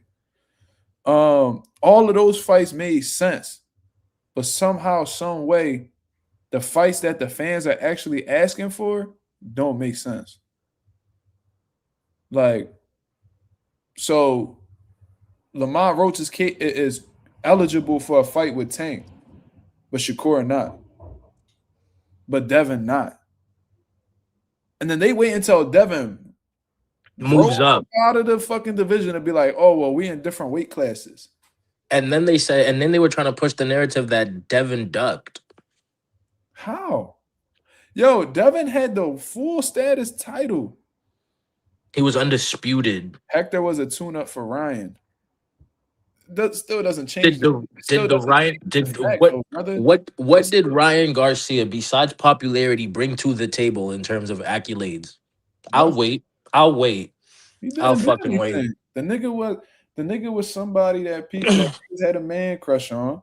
They didn't speak on his professional accolades. They didn't speak on his resume. They just spoke about how good he looked. Tank, let's just keep it real. Tank looked at that style. It was like, oh, this nigga ain't got no skills. He just got a left hook. We gonna cook him. That's why he took the fight, because he knew stylistically Ryan didn't really bring nothing to the fight except a hook. And then Ryan is so ass in the lead up to the knockdown in the second round. This nigga had his fist literally lining him up for the shot, literally threw it, ducked under it, me knowing what he was going to do while he was doing it. And if me watching TV could do it, how the fuck did Ryan, who's fighting him, couldn't tell? That's how ass the nigga is. Yeah, Tank was like, I'm gonna leave this lead hanging out here to make you feel like that I'm open for the left hook. As soon as you throw that motherfucking left hook, I'm gonna roll underneath it and hit you with some hot shit. That's exactly what he did. And then on top of that, Ryan Garcia quit. So, but I'm not even focused on Ryan Garcia. What I'm telling you is, you saying Hector Luis Garcia is a tune-up for Ryan. Okay, cool. Sounds good, brother. Still doesn't change the fact that he still fought Hector Luis Garcia. So Hector Luis Garcia is eligible for a fight with Gervonta Davis because he's a tune-up, but Devin Haney isn't, when that's a big fight. That's a huge fight. You can't tell me that, and this is another thing. You can't, like I said, you can't say that a fight with Frank Martin makes sense, right? But then a fight with Devin Haney doesn't. Devin Haney versus Gervonta Davis at 35 would have did way better numbers than a Frank Martin fight. Would have did way better numbers than Mario Barrios fight. Like Shakur Stevenson with Tank would have been, outside of the Ryan Garcia fight, probably would have been one of his highest grossing fights. I think it would have done higher numbers in the Ryan Garcia fight just off the fact that Devin was undisputed at the time at 35. And they got a history too. It's not just about accolades, Slime. They also got a history. People been calling for that fight for a long time. So it's not like it's a few niggas in the YouTube space that are demanding these fights. That's not the reality. Not only that, and you want to know how I get a good indicator whether a fight's big or not? When I have because to my homies that don't watch boxing, I'm the boxing guy. Right. So when they're completely disconnected from boxing, but somehow, some way that fight comes up on their algorithm or that fight ends up coming across their timeline, their news feed. When they come to me and ask me about the fight, that's how I know it's gonna gain a lot of attention. And they like, that kid, man, that kid, they used to call Shakur, my one homie, he used to call Shakur the nigga with the gap and shit. He was like, what's up with that kid from New Jersey? Isn't they like Shakur? What's up with him and Tank fighting? Why they ain't fight? Then I gotta get them the whole history why they didn't fight. So then that same homie will come back and be like, what's up with him and that kid Haney, bro? I seen Haney. Haney fast, man. He look like he could box a little bit. Why him and Tank not fighting? Then I gotta give him the whole rundown with Tank. And this nigga comes to give niggas the whole rundown, and then sometimes they'll be like, that shit don't even make sense. Why the fuck? He like, this nigga Tank don't want to fight nobody. He said he keep fighting niggas that we don't know. And these are niggas who don't even watch boxing. Like, that tell you everything you need to know, bro. That tell you, and I'm not capping, like that's genuinely a conversation that I've had. What happened? Your audio cut off for me. I don't know. No, I'm just saying those are like real conversations that I've had. Like, hold on, I'm gonna leave and come back. Give me a sec. Okay. All right. Y'all can hear me though, right, chat?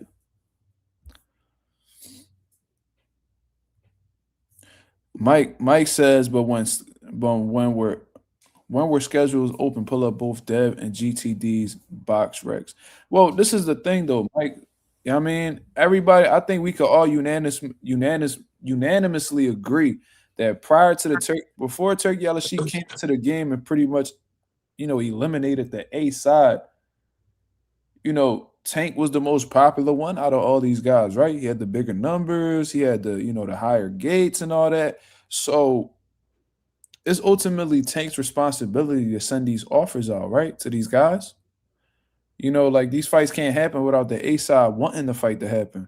The A side is the one that sends out the offers. You couldn't come to Floyd and be like, we got this amount of money for you. Let's make the fight happen. Because what the fuck he gonna tell you? Man, y'all motherfuckers can't offer me shit. I'm the A side.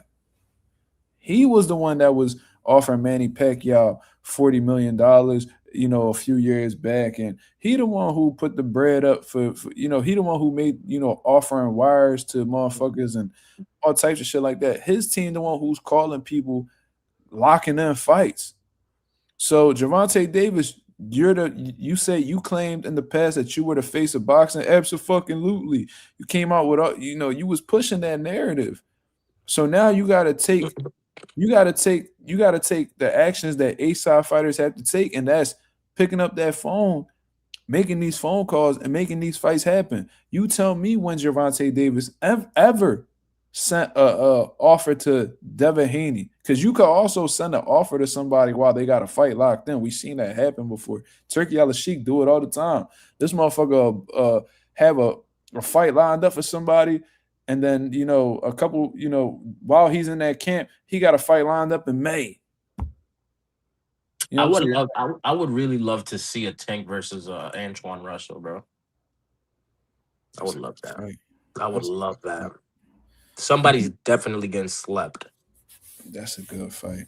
And I'm dead ass. I'm so mad at Tank that I want it to be Tank. Tank, I don't think because Tank got good footwork, he got good foot speed and all that. I feel like Tank he got the skills to survive. So I don't know if Antoine is stopping. But that I think Antoine would be a little bit too intense for him. I think Bro, he was getting pace. wobbly. I He think was that getting pace is crazy. noodle legs off Lamont Roach, bro. Now think about a Gary Antoine Russell who actually Mhm. has bombs. No, he could punch it. He's a good finisher too. But G Tatted Up said, I've always respected all professional fighters equally. I never go off name or popularity because the unknown fighter's history proven what? Because the unknown fighter's history proven had the biggest upsets. That's why I respect Tank his career. I mean, that's one way to look at it, brother. You know what I mean? And I think that if anybody were to say that Tank wasn't skilled or he wasn't a good fighter, I think you just be lying. That's never the case. That's never the angle that I've came from. From that aspect, I've always given Tank his respect. The problem is he's not willing to roll the dice. So of course we're gonna be, as boxing fans, of course we're gonna be highly critical of him. And now he going out his way to disrespect fans. He got people in the comments that really fuck with him, that really rock with him, and he telling them fuck you. You know what I'm That saying? So you know what I mean? I could shoot this question to you, G. G tatted up. Um, are you the type of motherfucker that's gonna still be cool with a nigga after they say fuck you? Are you still gonna be a fan of somebody when they say fuck they fans? I think that takes a different level of like patience and maturity. I ain't even gonna lie because I ain't got that shit in me, bro. The moment a motherfucker tell me fuck you, like I can't support that person. I can't. nah, that's a fact, bro. You know what I'm saying? Like, Especially if you in somehow some way look up to that person, which a lot of Tank fans look up to. yeah. You feel me? he, Which is he crazy. disrespecting motherfuckers who had his back through like even like we would shit on them people for backing Tank because they be knowing that he clearly be in the wrong, but they'll still support him. That's respectable to an extent. But then like he going out of his way to disrespect motherfuckers who been rocking with him from the very beginning, and it's like, bro, these the niggas you supposed to be like saluting for real. Cause even when you was dead wrong, they was rocking with you, and you still said fuck them, man. Man, I I'm can't. a I can't do it.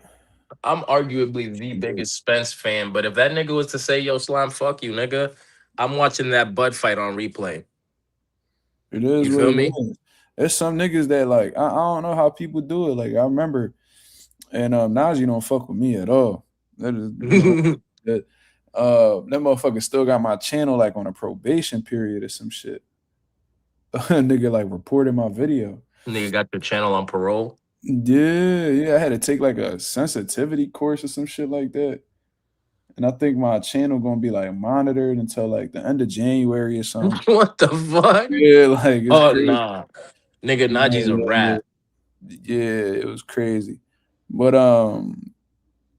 I told him I had went on his channel and told him personally. I said, bro, why you keep kissing this nigga ass like when he said fuck you, like he called you dick rider and all types of shit because you was asking for an interview. Then you respond to being called a dick rider, like, so is that a no? I'm like, yo, y'all niggas be getting that's like the equivalent of like somebody slapping you dead in your shit, and you like, no, You we still still want to cool, smoke, bro. bro? Yeah, like, no, we still cool, bro. Nah, What? that's a bad job. Shit, super goofy. Shout out to my boy Jalil Aziz 862 with the $5 super chat. He said, if Jose Venezuela lasts 12 rounds with Russell, I believe Tank can too. Yeah, I think Tank will be a harder. Once Tank gets on that bicycle, he can be a little bit hard to catch up to because Tank does have quick feet. So I think if he was like on like the survival mode, I don't think Gary Russell will stop him. That's just me though. Let's see. G tatted up said, but like I said, if Tank doesn't retire and decides to make a return, I believe he knows he has to announce either a Roach match or a fight with one of his contemporaries. I don't know, man. I don't think Tank sees shit the way y'all see it, bro. And I don't think Lamont Roach is going back down to 35. I mean, he said, I heard him in an interview say that he'll be going in, but I know for a fact he's not going back down to 30. That's what we do know. But what he was saying was he'll go between 35 and 40. He said it depends where the opportunities is at. True. Kind of like what Eastside Cruz doing. Eastside Cruz doing the same shit. He been sticking around at 140 because that's where he been able to get the fights. And plus, I heard Eastside Cruz be walking around like 170. Like, God damn. Ain't no reason why you that little and you blowing up that much. Yo, Well, Andre Ward, I'm bro. gonna take that back. Andre Ward was guessing what his walk around weight was. You know what I'm saying? So he said he thinks based off of like his experience and looking at being able to tell people what he think that Cruz, Yo, the same way you dislike Bacoli, there's the same way I dislike Esau Cruz, bro. I can't stand that nigga, bro. For real? I can't stand Esau Cruz, bro. That's crazy. I mean, I was fucking with Esau Cruz till he started acting like, I just hate motherfuckers that run from accountability. You know what I'm saying? Like he like, oh, you know what I mean? Like we don't want to deal with this guy. He's a runner, and this whole time it just sounds like you scared to get outboxed. That what you talking about the Rayo Valenzuela fight, right? Yeah, like after the Rayo fight, he was talking about like not wanting to fight Shakur and shit like that because he said them guys run and he wants people that's gonna give him an actual fight. So it's like, bro, why don't you just go into the lab and just work on your craft, bro? Learn how to cut this ring off, learn how to get these guys to stop, Yeah, he showed signs of he's working on it in the Roach fight a little bit. He did that shit because he ain't had no choice. He like, yo, that shit had me crying, bro. That motherfucker was trying to box, bro. I'm like, this nigga Esau Cruz is boxing? No way. No, that's how you know Esau Cruz ass because he got one dimension, and even that one dimension could get exposed by the wrong, by like the right style. You know what I'm saying? Like, so he just come forward. That's why I genuinely feel like if he were to fight Subriel would beat him. I'm not even gonna lie. Angel Fierro took the fight to him and beat his ass. Bro, I'm telling you, he could be beat either way. Like he could be pushed back, he could be beat up, and he could be outboxed as well. There's multiple ways to beat Isak. Lamont showed it. He just lacked consistency. That's all that. Yeah, Lamont Roach is pissing me off with that shit, bro. It's like, nigga, bro, Roach was Roach was do something. The shit out of him. Roach was countering with them short shots inside. He was picking off Isak. Every time Isak tried to load up with some shit, Roach was catching that John, sliding over here, coming back with a 3-punch counter. Yo, I'm not gonna lie. Sometimes he wasn't even listening to what his dad was telling him to do. He was waiting way too long, bro. That's the problem. He was waiting. He was giving Isak too many moments, bro. Like I see a fair shake, man. I was watching. Do your shit. Do your job.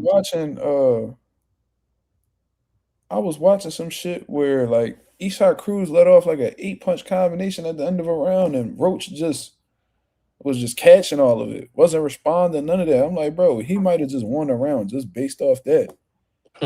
He just be a little bit too relaxed for me. Let me see. My boy R3 in the building. He said, Mazuma, on a scale 1 to 10, how much does a Tank and Pitbull fight interest you? 1. I'm not gonna say 1. Because it's not like the worst fight, but it's definitely not the best neither. Nah, I don't want to see that shit at all. I don't want to see it neither, but like, how many times is Tank gonna give us a fight that we interested in? There's worse fights to be made than that. I'm gonna give it like a 4. What's a worse fight than Pitbull and Tank? He'll pull some shit out, bro. He'll pull some shit out. Tank versus Josh Padley. Oh my god, I'd go to the venue just to Josh Padley. Bro, I would fucking tweak, dog. I mean, at 35, he probably try to. I don't even know, bro. I feel like he'd already done beat the niggas that we didn't want to see him fight. Nah, bro. If he was to fight a nigga like Josh Padley, bro, in his next fight, bro, I would fucking tweet, bro. I would go to Baltimore. I'd But find where he Tank lives, said bro. that Tank was talking about rematching Cruz once his knee get better. Ain't that what he said? So now Man, he I got hope this that knee knee don't injury. ever get good. I hope his knee blows That's up. Oh, and Abel Mendoza, R3 just brought something up. Abel Mendoza signed with the PBC. Oh my god, Yeah. bro. That's gonna be a first round knockout. Yo, let me tell you That's something. I'll be first. rooting for Abel That Mendoza hard as fuck. I'm not.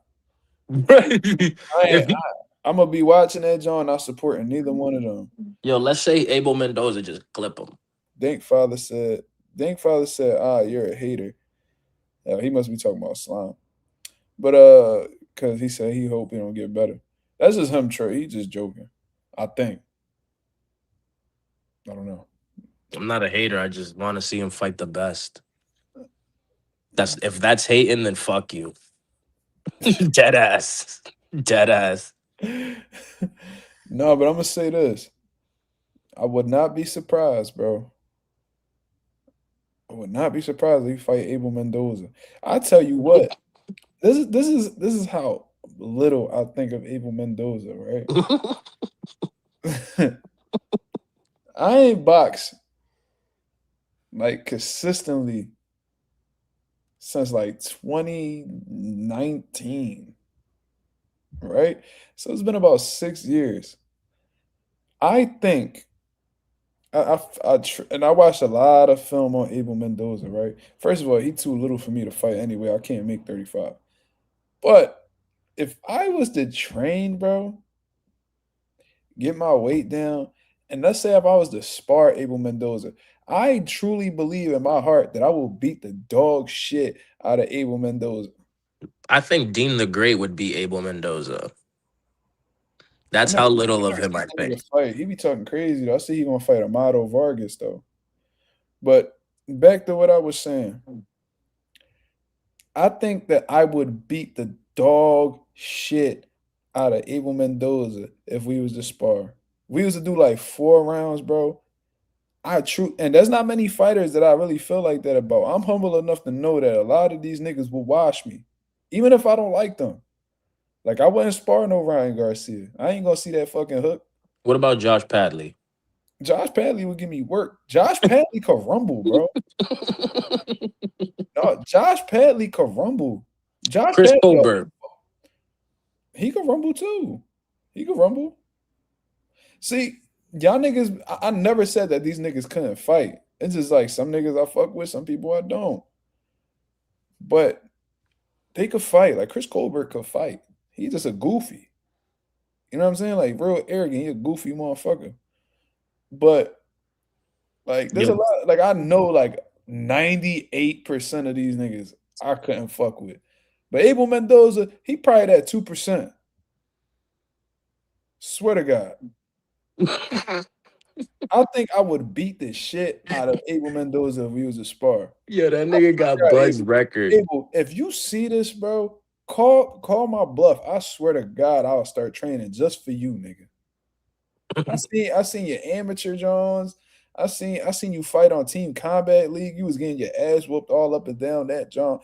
Bro, if you was to rumble me, I genuinely feel like I'll fuck you up. Not only that, I think I would really hurt you. You'll stop him? I don't know if I don't think I had a gas tank to stop him, but I probably really, if I clip you with a good John, bro, I would hurt you. I swear to God. If I hit you upside your head, bro, I would really hurt you. That's all I gotta say about that. Yo, my So nigga. Tank was to fight this nigga. Tank stopping him. Bro, what if he just clips Tank? What if he just drops Tank? There's Just no drop him. way. There's no No, way. no, he don't stop him. Tank still wins, but what if he drops Tank?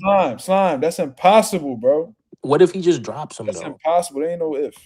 Nigga's ass. Nothing in the world is I impossible. got a better chance of dropping Tank than that nigga, bro. And that shit ain't happening.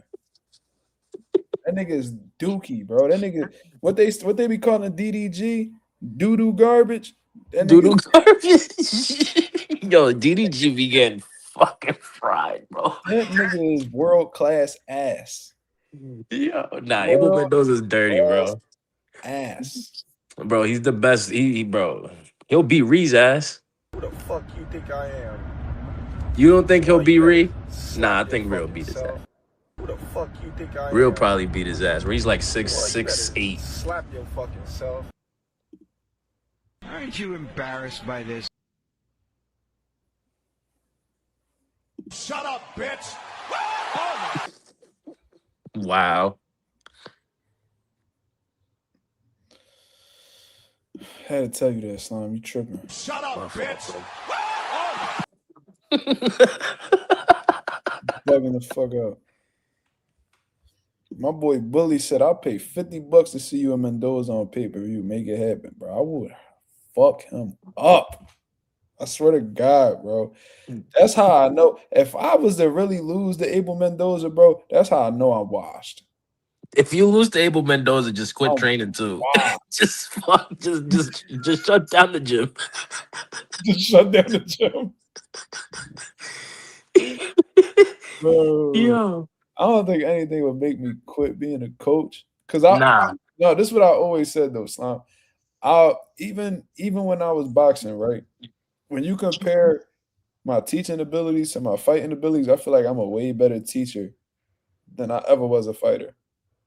Nah, I respect that. I respect that. Like I always felt like I was a better coach than I ever was a fighter. And I was all right. You know what I mean? I didn't get to prove much, but I was all right. But Abel, you watching this nigga? Probably not, because your name not in the title. I will whoop your motherfucking ass, nigga. And that's on everything. I swear to God. Have I ever sparred the bro Craig Hackett? No, I haven't. I haven't actually been in the gym with him too much. Like I don't think I've ever been in the gym with him for real. Anytime I've ever seen Greg, it was at fights. We've competed against each other and all, but I've never been. I don't think I've ever been in the gym with Greg before. Like never. I know Greg Hackett would beat my ass, but I would like to spar him. Greg could rumble. Greg could definitely rumble. He a bit too heavy for me. Yeah, motherfucker be Me heavy. and him are the same size, around the same size, bro. No, I'm saying for me. And he got a lot more experience than me too, so he definitely the better fighter. That's what I'm saying. He would beat my ass, but I would I would do it just for the real, experience. real intelligent too. Greg is very intelligent. R3 says, can you think about a bigger mismatch than Tank versus Mendoza? Probably Danny Garcia versus Rod Salka. That was the craziest shit in the world. Y'all wasn't around during that time. Y'all was around for that? Nah. Danny Garcia versus Lightning Rod Salka. Nah, I gotta see that shit. That was How many rounds? That gotta be the greatest cherry pick of all time. How many rounds was that shit? Danny put him to sleep. I forgot what round that shit was. But Danny hit him with the same combination 2 times in a row. Danny like put his head down like this. It said, boop, boop. This nigga Rod Salka went like this. Started pounding his chest. Danny was like, all right, stay right there, nigga. Boop, boop. Hit him with the same one, bro. This nigga went right to bed. I was like, damn. In the middle of doing a time, bro, and while this nigga head bounced off the canvas, his corner threw the towel. That shit like some shit off a movie, bro. I swear to God. I was like, what the fuck was that? He straight iced Rod Salka, bro. Yo, this has nothing to do with nothing, but it's a boxing topic. Yo, I think Rocky wanted Apollo Creed to die, nigga. No bullshit, bro. He wanted him gone. That nigga Apollo was probably stroking Adrian, and he was like, oh yeah, this nigga. Nigga said, throw it in the damn towel. Nigga was just staring in amazement. You know what's crazy though? He could have easily took the towel off Rocky and threw it. That too. That's what I was thinking. Like they killed him. They killed him. Drago didn't kill him. Bro, like if I knew that my homie was about to get unalived in that joint, bro, and this nigga wasn't trying to move the towel, I either would have threw my own towel, or I'd have took the towel off him and threw that shit right in the ring. I would have threw my towel, the other nigga's towel, the other corner's towel. You know what else? You know what else you could do too? Just jump on the ring apron. They disqualify your fighter right there. Right, just walk in and just start wailing on Drago. Unless you're a tank. I don't know. Yeah. Unless you tank, you could get dropped, stopped. Don't give you 3 days to wake up. No bullshit. He would start swinging on Apollo Trainer if he tried taking the top. Nigga, I would rather get my ass whooped to save my nigga than play it cool and have my homie die in there, bro. Dead ass, bro. I'll take the ass whooping if that means keeping my homie alive. I don't want to do that's like a trainer worst fear too. People don't really talk about that shit, but it's like a trainer worst fear is they fighter dying in the ring. Mm-hmm. It gotta be. Or after a fight. Yeah, like what Buddy McGurk went through with Maxim Dadashev, bro. Don't nobody ever want to deal with that, bro. That's like that shit'll haunt you forever. I ain't gonna lie, I don't know if I would have what it take to come back to boxing after that. That shit probably put me away, bro. Because what people don't understand is, bro, like you develop relationships with your fighters, they become family and shit. So it's like, especially like take for example Calvin Ford and Tank, nigga. Let's say Tank get clipped by Abel Mendoza and just fucking fade away. Yo, look at this, bro. Shout out to Dust. He put the link in the chat. This was Danny putting Rod Salka to sleep. Look. Oh shit. Look at that John again. One more time. Look.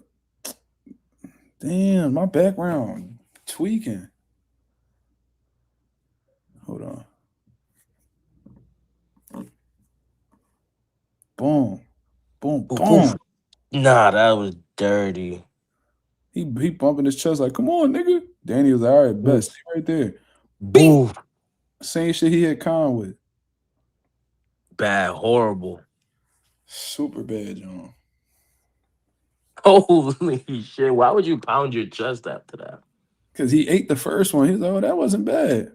That don't matter. He gave you another one. Then got hit right on the fucking button.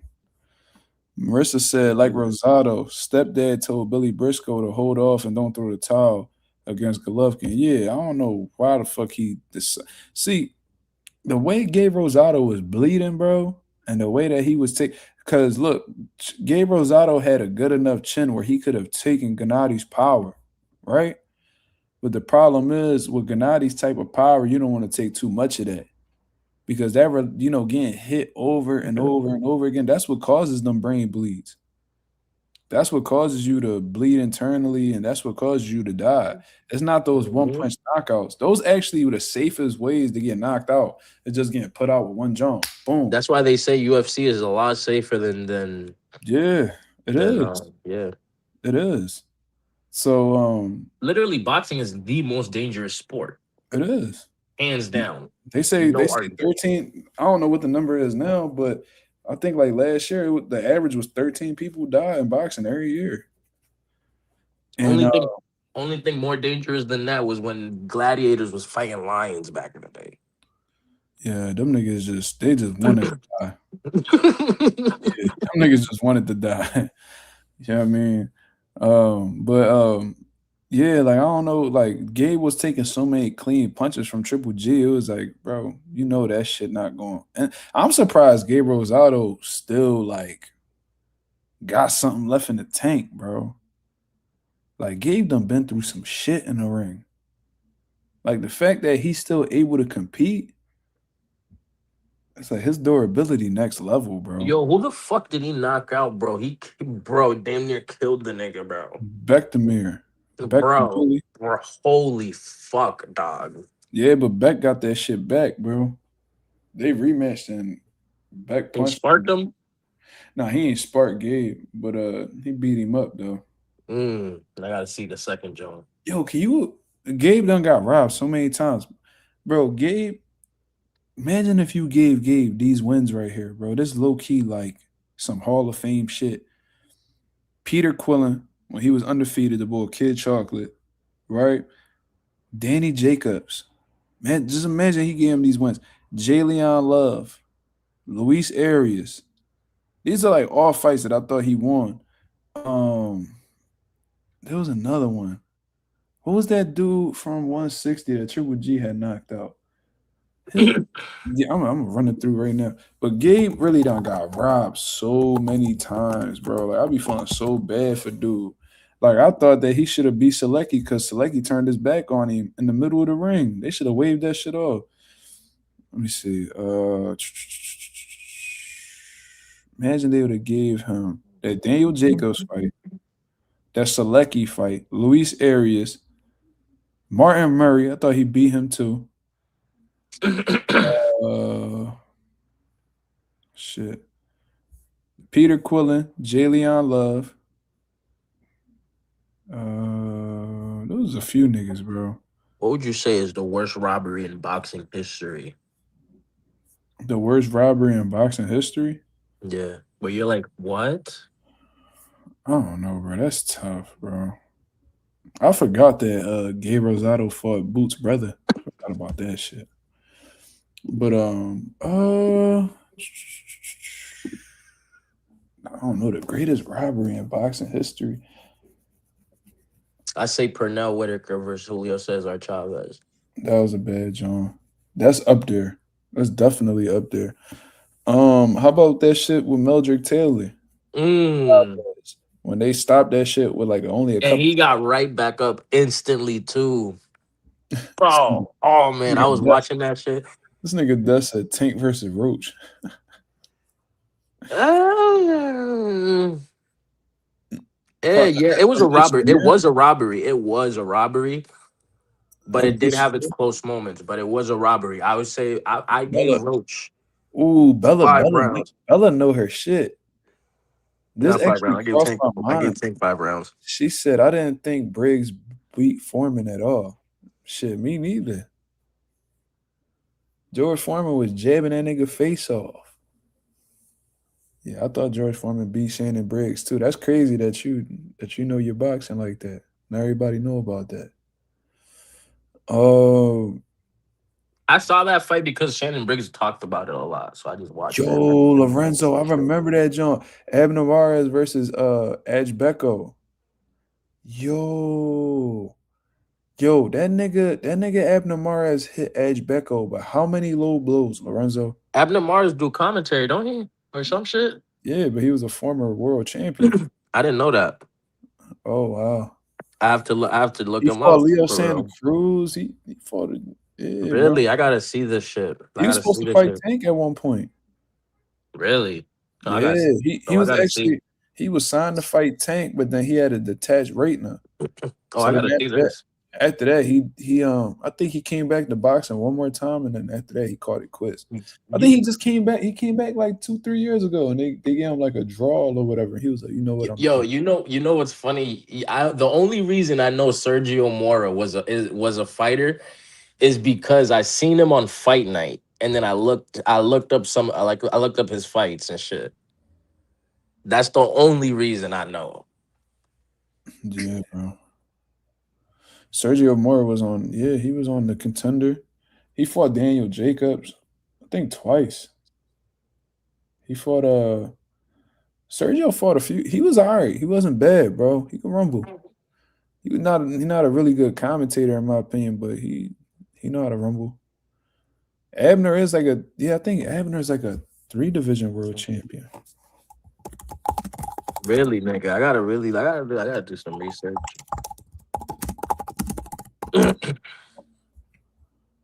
He's a 4-time world champion in 3 different weight classes. Yeah, Abner was the man. He was the man. He wasn't like a fucking GOAT or nothing like that. But who did he fight that I could probably like? Leo Santa Cruz, bro. Leo Santa Cruz. Okay, I gotta watch that. Look at that one. He fought him twice, I think. Did he win at all? No. No. That's when Abner was on his shit. Abner was a beast at that time.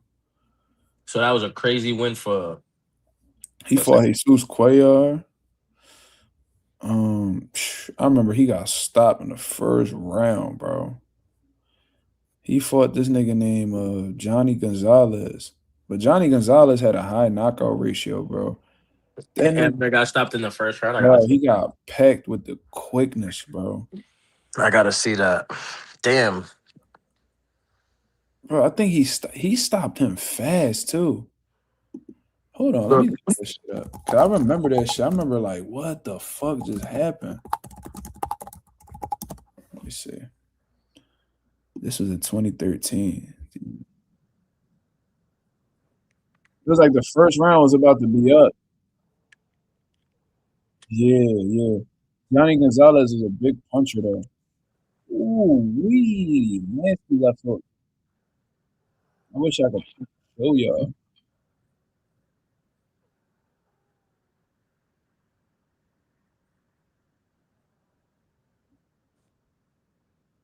My fault. I'm just watching this shit.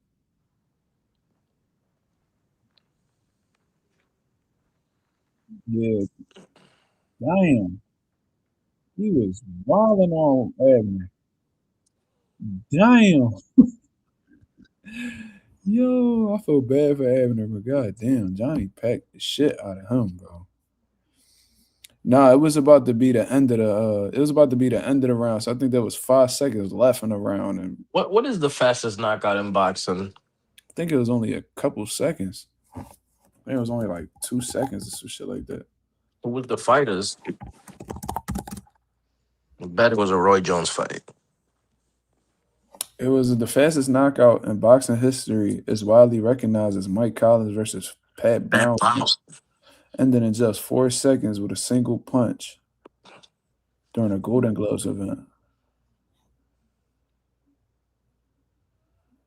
I don't know. There's a few of them. There's one that ended in 1.5 seconds.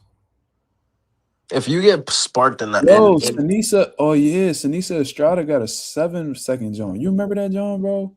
Yo, Sinisa Estrada walked up to this white girl, bro. The bell rung. Sinisa just walked up to her. The white girl just froze like this, and Sinisa hit this bitch with like. she hit her with a 2. Oh yeah. She hit her with like a 8-punch combo. Knocked her out with like an 8-punch combo. Shorty went right to sleep. I'm like, what the fuck? Yeah, I've seen that shit on Instagram Reels. That shit's like a funny shit. Yo, she packed her with the quickness, bro. She literally walked up, boof, boof, boof, boof, boof, boof, boof, boof, boof, and the ref just jumped in and stopped it. Yo, Sinisa put her in a fucking casket, bro. What the fuck was that other girl thinking? Like, she must have got like shook or something. No, so Shorty was undefeated and her promoter cast her out. They lined her up with like all turkeys. They filled her head up, had convinced her to fight Sinisa, who was actually like decorated, and straight cashed her out something crazy, bro. They did that girl so dirty. I would love to interview that woman. What the fuck led you to that fight? Like, what happened? That's what I'm like, what were you thinking? Did you freeze up when that bell rung? Were you terrified? What was it? It had to be. R3 said, do you think Tito Mercado versus Elvis Rodriguez will be a good fight? Hell yeah, that's a good fight. That's a good fight. But I tell you what, Tito will beat the dog shit out of Elvis Rodriguez. That's all I'm going to say. And the reason why I say that is because Elvis could punch, but I think Tito is a bit too quick for him, a little bit too athletic for him. And I think he's a bit more intelligent than Elvis, too. I think he sets up his punches more. And I think that Tito is just as big of a puncher as Elvis. Probably bigger. Who knows? But Elvis could fucking crack. I'll tell you that. But I don't like Elvis Rodriguez. He a pussy. I didn't like how the way he carried that Subrel Matias situation.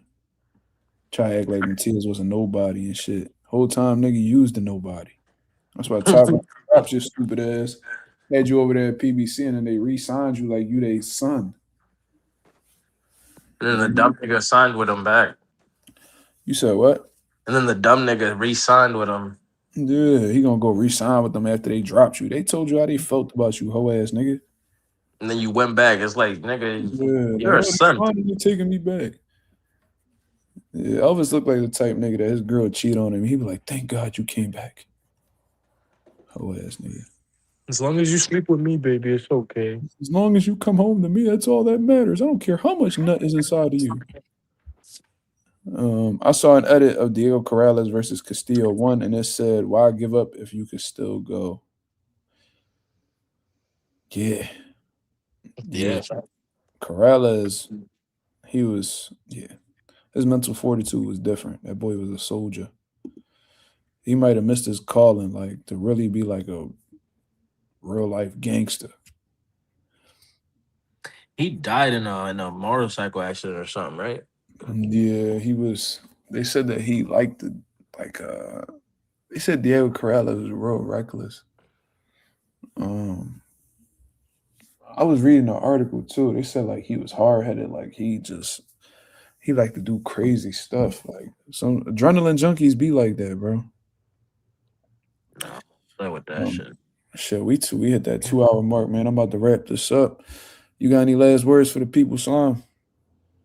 Nah, hopefully Jermaine gets that fight with Yeah, Richardson. man. Shakur Teofimo Undercard. That's gonna be announced soon. You know what I mean? I hope we get to see Jermaine versus Richardson Hitchens. I would love to see that fight. I'm And not selling hopefully he myself. wins because Not I'm for gonna us, that'll be me. I'm gonna witness that shit. bro. I ain't gonna lie, bro. If Jermaine was to beat Hitchens, I'll be really happy for y'all, man. That'd probably be Worcester's first world champion. For sure. That's what I said. That's what I told my girl. I was like, yo, if he wins, he'll be the first world champion in Worcester. That's super dope. That's super dope. I hope, you know, I'm definitely, I'm rooting for Jermaine. I ain't gonna lie. I don't like how the way Hitchens moving with that belt. I just want Jermaine to win so I could just FaceTime Reed in the middle of his depression. That's crazy. That's definitely Brooklyn versus Worcester, though. For sure. Yeah, that's dope. I mean, technically, Brooklyn and Worcester already happened with Jermaine and Teo, but and we technically won. yeah. Technically on paper. Well, in real niggas, no. Technically, they won, but yeah. Everybody know what it is, though. But all right, yeah, we're gonna hear that undercard announcement soon. I'm looking forward to seeing. Hopefully, we get to see that Jermaine Hitchens fight. Who else? Who else should be on that card? Isn't Raymond Mortataya and Andy Cruz gonna be on that shit? Or is that a different? Or that's a separate John? No. I think that's January 10th. Well, what Eddie Hearn said is that there's going to be multiple world title fights on that card. And him and Mortataya is scheduled the week before on the 24th. So okay, word. Yeah. So I got Andy Cruz. I don't care. Me too. I think I was watching Mortataya a couple days ago, and I'm like, he's solid. He got some good boxing, but there's certain things like I think he sits in the pocket. Like Raymond Mortataya is hard to hit with the first punch, but if you punch in combinations, he doesn't really take himself off of the line, so he's susceptible for that second, third, fourth punch. You know what I mean? I think, and that's why I was saying that if Mortataya were to fight Kid Austin will have some success. Jesse Hart versus Khalil Cole on the undercard. I cannot wait for that fight. They talking crazy about each other, bro. They're talking so crazy about each other. Khalil Cole's solid. No, he could rumble. But what's making it I'm not gonna say personal, but what's making that shit like kind of crazy is that Khalil Cole's trainer is from Philly. And that's Rasheem Jefferson. I know Rasheem really well. We actually sparred a while back. He's, one of the best trainers in Philadelphia. And then Greg Hackett is Jesse Hart's coach. And Greg Hackett and Rasheem Jefferson, they from what I understand, they cool people. So that's like a Philly, like this is Jersey versus Philly, but at the same time, it's Philly versus Philly. You know what I mean? They done been in the same gyms together for years. You know what I mean? Like Rasheem know Jesse know Rasheem, Greg know Rasheem know Greg. Like it's that shit gonna get a little heated for sure. So I'm really looking forward to that. Ralph says Shushu on the Shakur undercard. Okay, yeah. So Shushu versus Carlos Castro. Mm-hmm. Yep. Somebody Isn't that that the fight? Isn't that the fight that Anonymous was talking about? wait, what Anonymous say? Remember when you did the Shushu interview? Yeah. Yeah, wasn't that one of the fighters that he wanted to see? That That interview already aged pretty well because we brought up the Carlos Castro fight. yeah, that's why I was asking. So And he yeah, was saying how he think like Top Rank might have fumbled that John because like the numbers wasn't right or whatever. oh And no, then that's dope. That is possible. That is gonna be making right, that. That's right. The dope. world title opened that opportunity up. So he Hopefully, also Shushu could get that job. everybody keeps giving him a hard time that he can't find his title shot. He's been calling out everybody, but nobody wants to fight him and all this stuff. And I said, bro, just keep your head down, just keep working. 3 weeks later, his fight gets announced for the full world title, bro. In his backyard, too. Gangster shit. Yeah, so I congratulated him. He was saying like, yo, God is good, blah, blah, blah. So he real happy about it. I'm bringing Bruce back on the channel in early January. So yeah, I didn't tell Word. anybody that yet, but yeah, we doing that. I'm supposed to bring Tito on, but let me see something. Let me hit Tito up. See if we can do something. Tomorrow I'm off, so we could probably do something tomorrow. Let's see if he's free. We gonna see.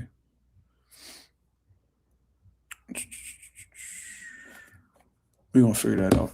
But anyways, I'm gonna get up out of here, man. I appreciate everybody that came through and show love as always. Y'all could go ahead and hit the like button on the way out. That'll be very much appreciated. We on the road to 4K. We well into the 3,200 mark. About to hit that 3,300 mark in due time. Shout out to the nation and the mob. Shout out to my boy Slime, aka El Tortador, aka Larry Hoover, aka Jermaine Ortiz, #1 fan, aka the Titty Man. You know what I All mean? right, bro. The titty man is crazy. Yeah, you know That shit's crazy. What? I said that shit's crazy. The titty man. AKA I got milk, baby. AKA. Anyways, man, we gonna get up out of here. Salute to the nation and the mob. I'm up out of here, man. Peace. Worcester.